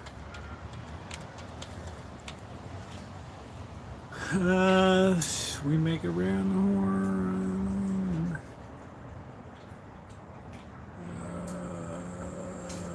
Let's see.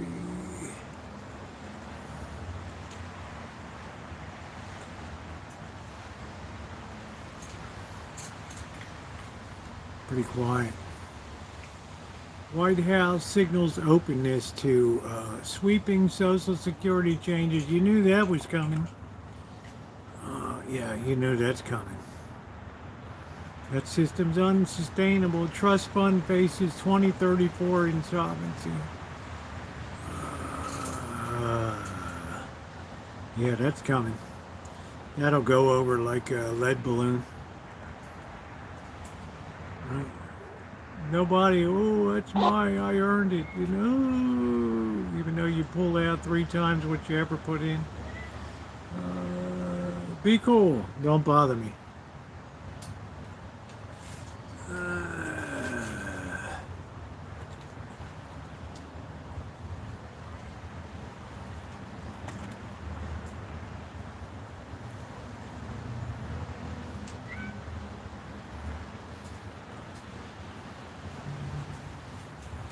Don't do that. Don't do that. I'm so been dark. Oh.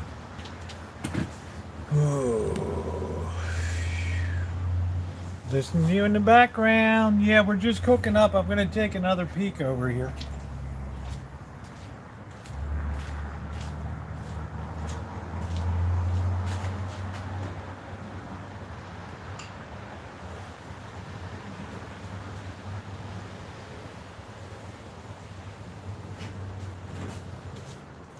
I've still got about 20 minutes to go at least.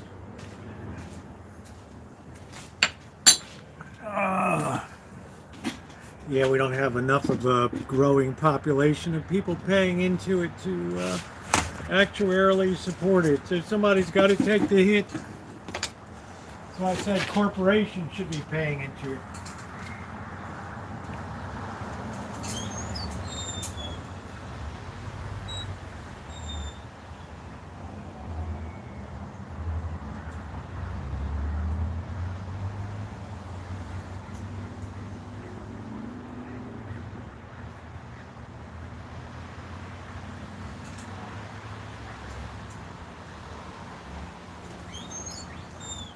Starting to bubble away now.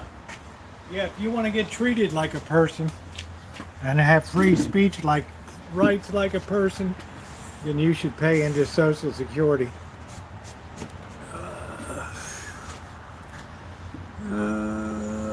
It's not real happy, Dorian, when you look actuarially at things. You know, you got to be a realist about shit. Okay, there's the tabbies.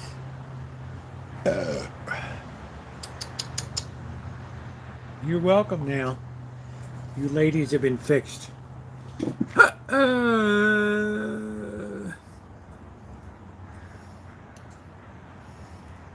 Nothing's going to fix the unsoundness of it because you don't have the base of workers paying into it.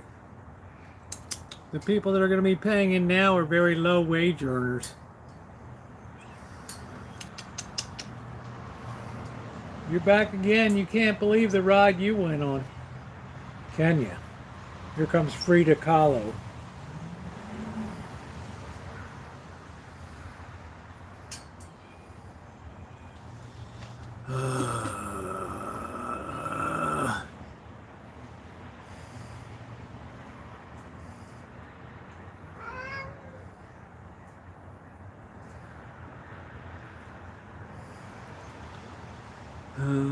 It's time to spend some time in nature. That's it.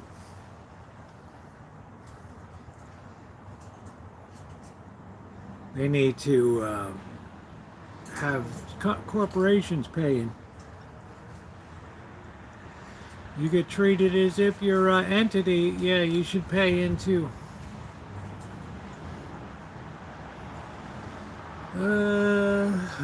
Yeah, lots of progress, Doctor. What is it, Magic? Do you survive, huh? Did you go on that terrible ride, huh? Magic!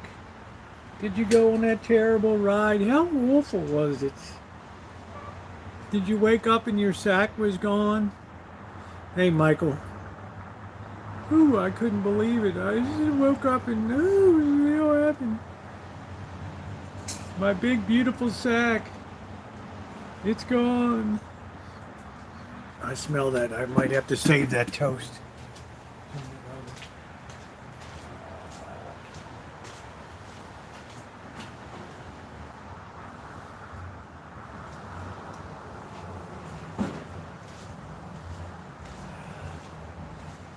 Let that baby get good and firmed up.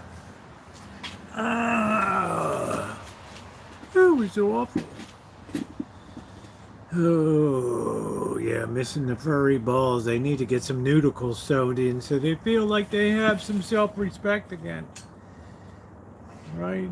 A man wants to feel like a man. A male wants to feel like a male, like he's swinging, like he's got a little bit of swagger to him. Now Tiger doesn't know what the hell he is. How are you doing today, Dorlin? Taken away. Yeah, they're all like, we don't know what happened. It was aliens landed in a spaceship, and like Dr. Frankenstein. Dr. Frankenstein said no, that was Corky. He said every cat in the neighborhood knows that woman. Oh shit. Oh jeez.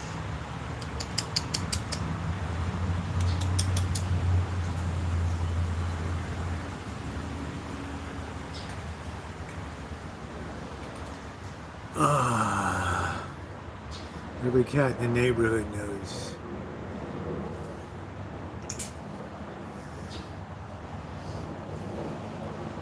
Yeah, it's nice to know that all of these cats are fixed.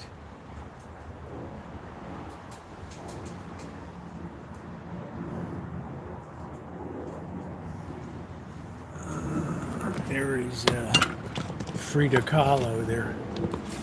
Oh, shit.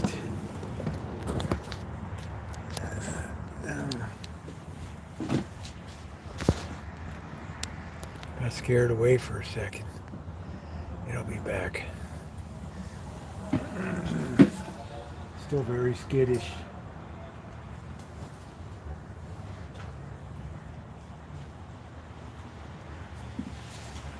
Here it comes, a little communist. A fellow traveler. I can't call it Diego Rivera now. There it is.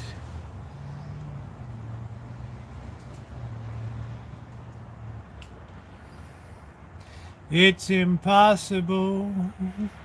Tell the ocean not to roar, it's just impossible. Tell a cat you're gonna lose your sack, it's just impossible. Do do do do. Yeah, I got it I got some more to catch too. It's just impossible. I can't help it if cats like me. Do do do do do do do do do.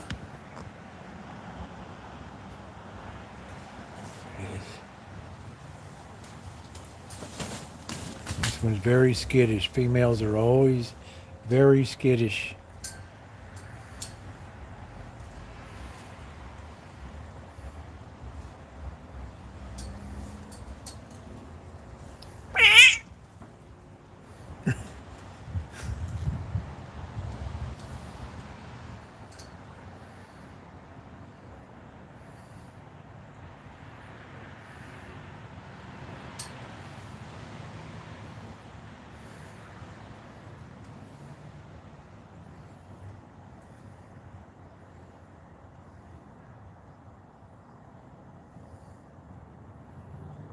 Still very unsure, thinking about that whole terrible cage situation.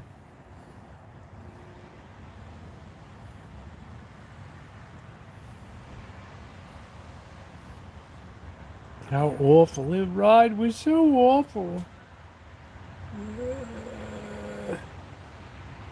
No, he won't. They won't be chased off. Only that big black cat, but that big black cat knows there's been no more food here, so it stopped coming around. Just like that big monster ghost face, that ugly looking cat that used to come around. Oh, that was an awful one. Just awful. I smell something cooking. We always have the second one later on. We wait till the other one shows up. There's plenty on the other side of the dish too. Yeah. All right, I'm gonna go check this again.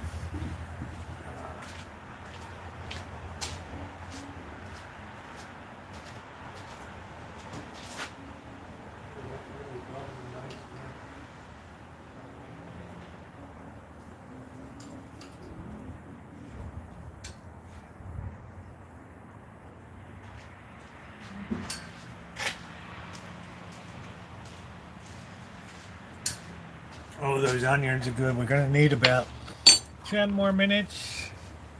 Oh, piece of bread on top is nice and toasted. Good deal. Yeah, they're good looking little cats, but they were both females, so they're very skittish. So we fixed we fixed 4 females and 4 males so far. We still got the big prize out there on the Serengeti baby socks. That's the original sin. And we got some cat that's running around with the gray with white booties.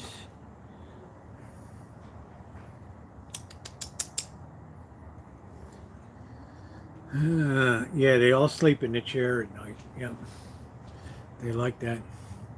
Or they sleep, they got a little thing on the porch here, you can see it. They like to be in, they like to be right there. Because the little cats are lazy as hell. The little black and white, Shadow and Chairman Meow don't do anything except just sleep all day.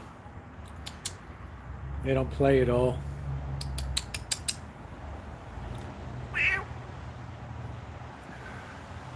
Oh man. Oh. Now they're preening.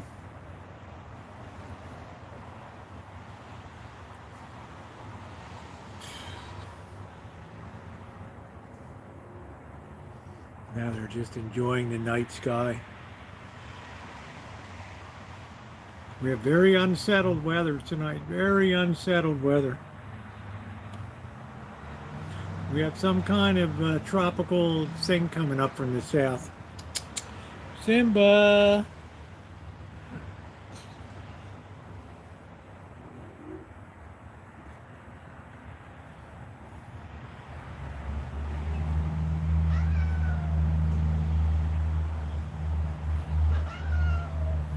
Simba's got to chase everybody away. Oh, man.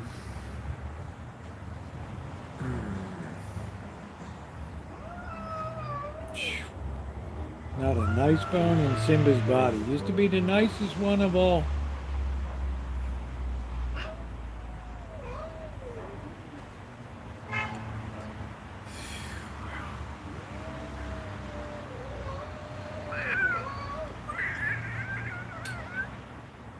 Now he's moving on. It's safe to feed again. You remember me from the cage? I'm that guy. Oh, I'm taking off. I remember. Ooh, that was horrible, that ride. And the woman, ooh, every time we see the woman in the neighborhood, a cat goes for a ride. That'll be nice. If you're there, I'll meet you up there, Judy.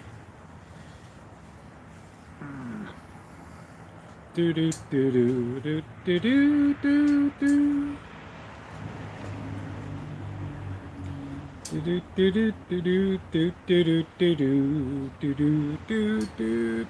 do. I'm going to be leaving the 26th. I'm actually going to be there over the weekend, the 26th, 27th, 28th, and coming back on the 29th for like a week or 10 days, and then taking off for a long stay down there.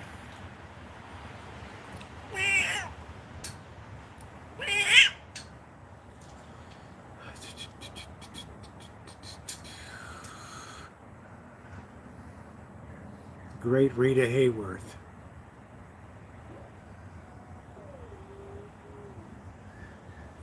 Yeah, she hit the bottle hard, then got Alzheimer's.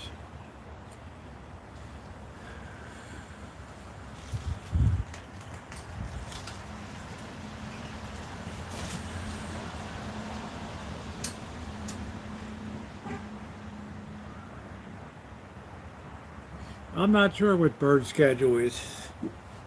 Not sure.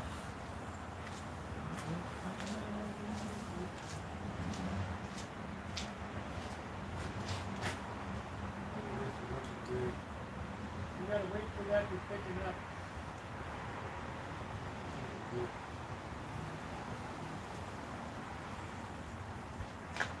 I want that to be super well done. That's looking good. That's going to be some good eating right there.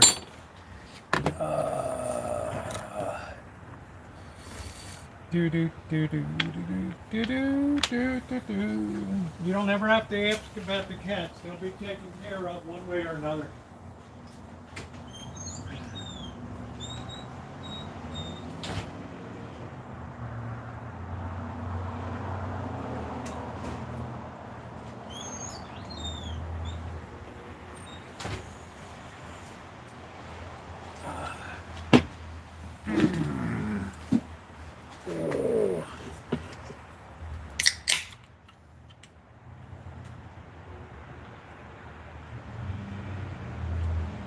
Man, it's really chilly tonight. All right, let's see. Here, let's see what we got.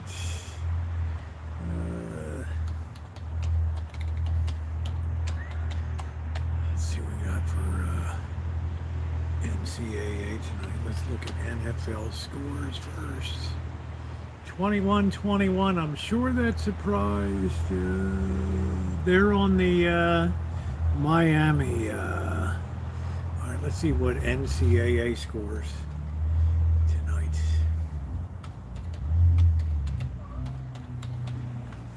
Let's see. Should have a game tonight, Thursday. Rice and Charlotte. Boring. Who cares? Who cares? Tomorrow we got Tulsa and Oklahoma and Iowa and Rutgers. LSU and Southeastern. I haven't really seen any good games. It's just a question of how much Oregon's going to run up the score. I'm not going to go down that road again with that bullshit. Where's my neighbor over helping out? You don't have to do anything except enjoy your life.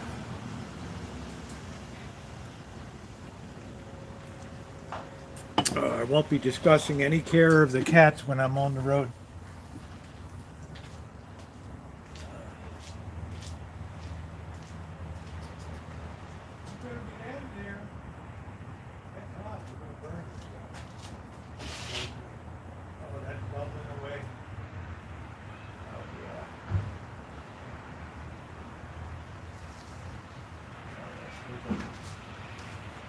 That is good looking. Yeah, I can't let the cats dominate my whole life.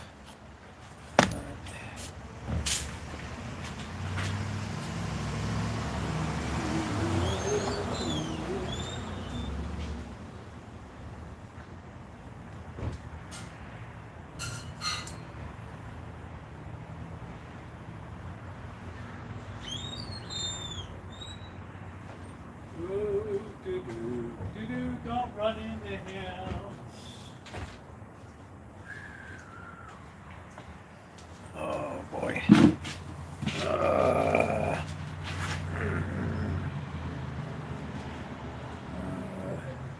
Yeah, I got everything all covered, man.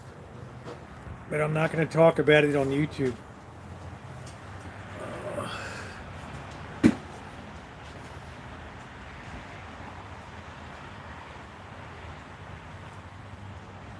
Every cat here has always been well cared for. Money's been spent at the vets. Every one of these cats, $25 has to be contributed towards neutering and spay.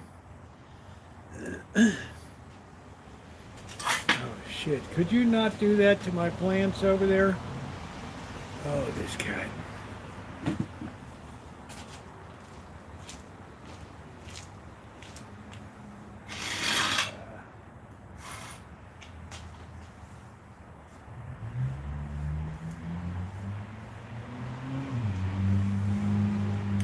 Everything is well covered. Well covered. I think about 10 more minutes it'll be dinner time. Everything is going to be A-okay with the cats. I had was in contact with Blackbird last night.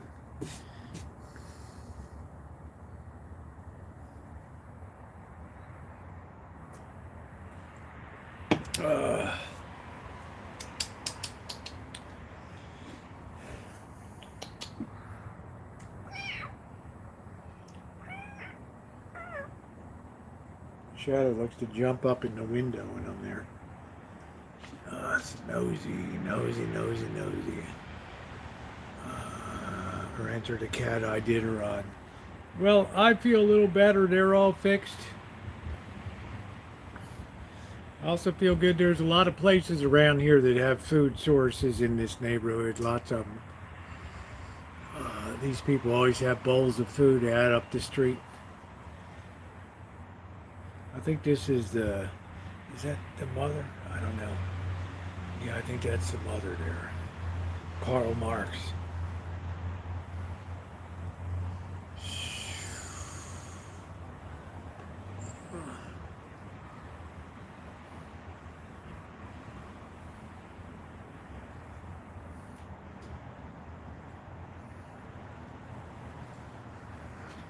Ooh.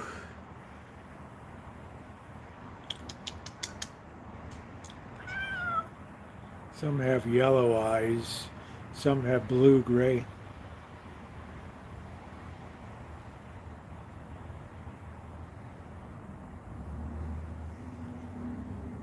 What's up, Gregory? How you doing?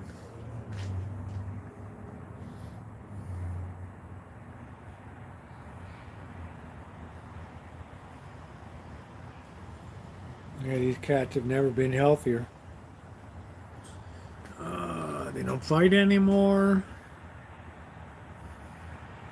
You don't have to be inside. I had Skywalker in, just went nuts in there, wanted to be outside. Separated out so I could trap the other cats. All cats are born with blue eyes when they get older and change color. Yeah, but Skywalker's a year old and his eyes are still blue. The babies are yellow. green, yellowish. Skywalker's still slate blue, and he's about a year and a quarter. Yeah, I'm drinking right now.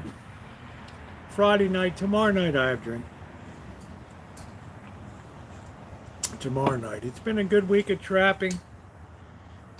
All the cats are happy. They're all in good spirits. Yeah, I'm pretty happy.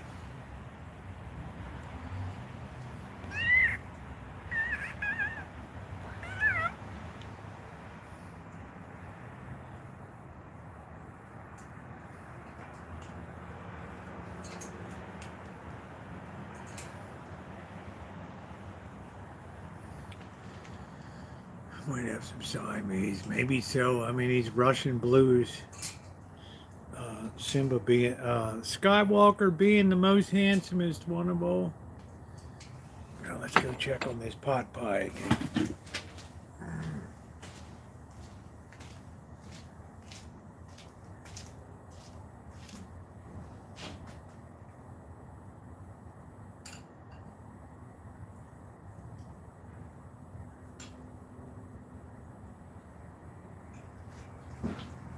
All right, 5 more minutes and we're done. We're going to do a YouTube Shorts. We're going to prepare it here. It's going to look good. Ooh, 1932.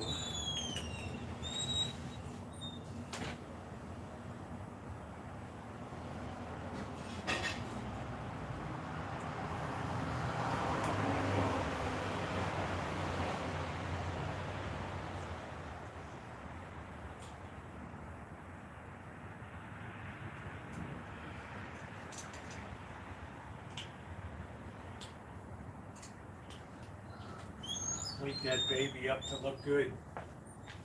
Oh, off the table. Off the table.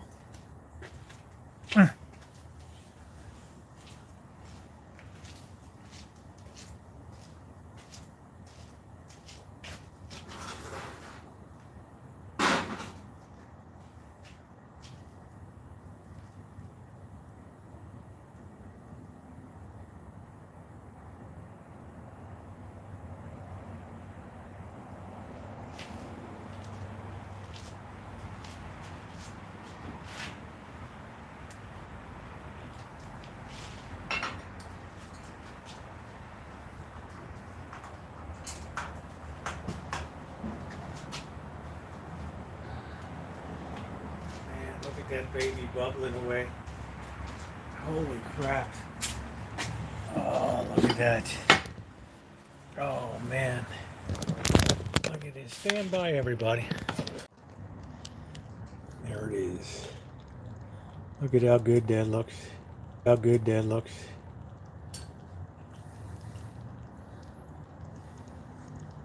Bubbling away.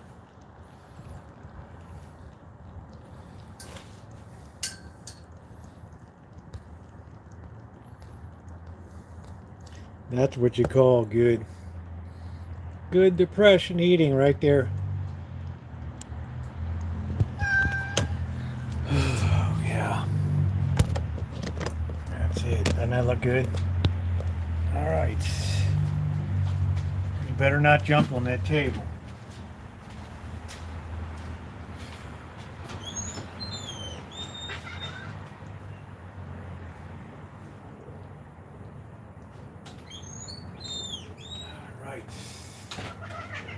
Easy, Simba. Wow, That's good. All right, name of the Father, Son, and the Holy Spirit, amen. Bless us, O Lord, in these thy gifts which we're about to receive from thy bounty through Christ our Lord, amen. And may all the souls of the faithfully departed rest in peace, amen. Name of the Father, Son, and the Holy Spirit, amen. Can you imagine sitting down to this baby?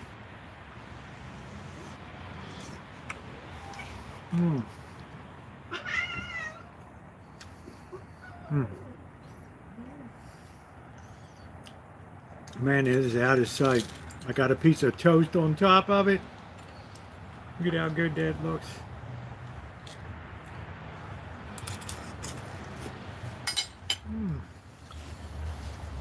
Wow. This is just really dope. So easy too. What did it take me about? Took me about 5 minutes to prep it. This is something you could serve anybody and they would be like, wow. And it's thickened really nice too. Easy.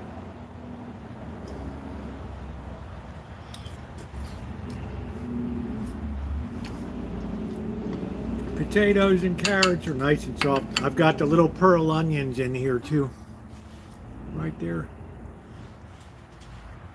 Yeah, you put pecan biscuit on top.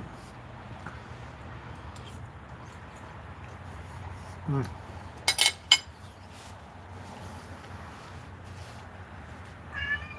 But actual vegetables. But I decided it would be real depression to just put a piece of bread on top of it. That would be it. Yeah, onion sack. But I'll tell you what. This is out of sight delicious. And don't say sack and chimay around these cats, please. Oh, that's hot. Don't say sacks around here.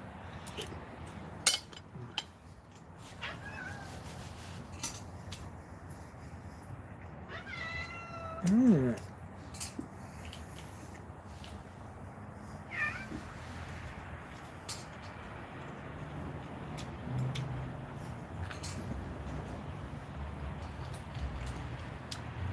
Actually, I put black pepper in it with the slurry I did. Tell Shimei, don't be talking about sacks around here. These cats feel bad enough as it is. You drop your masculinity. Mm. Wow. Why don't you just leave the cat alone? How about that?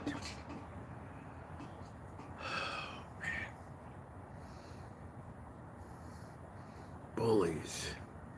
I could never abide a bully.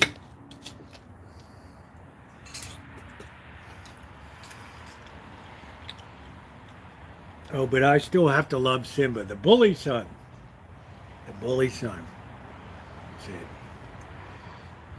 Yeah, this could have used some white wine in here.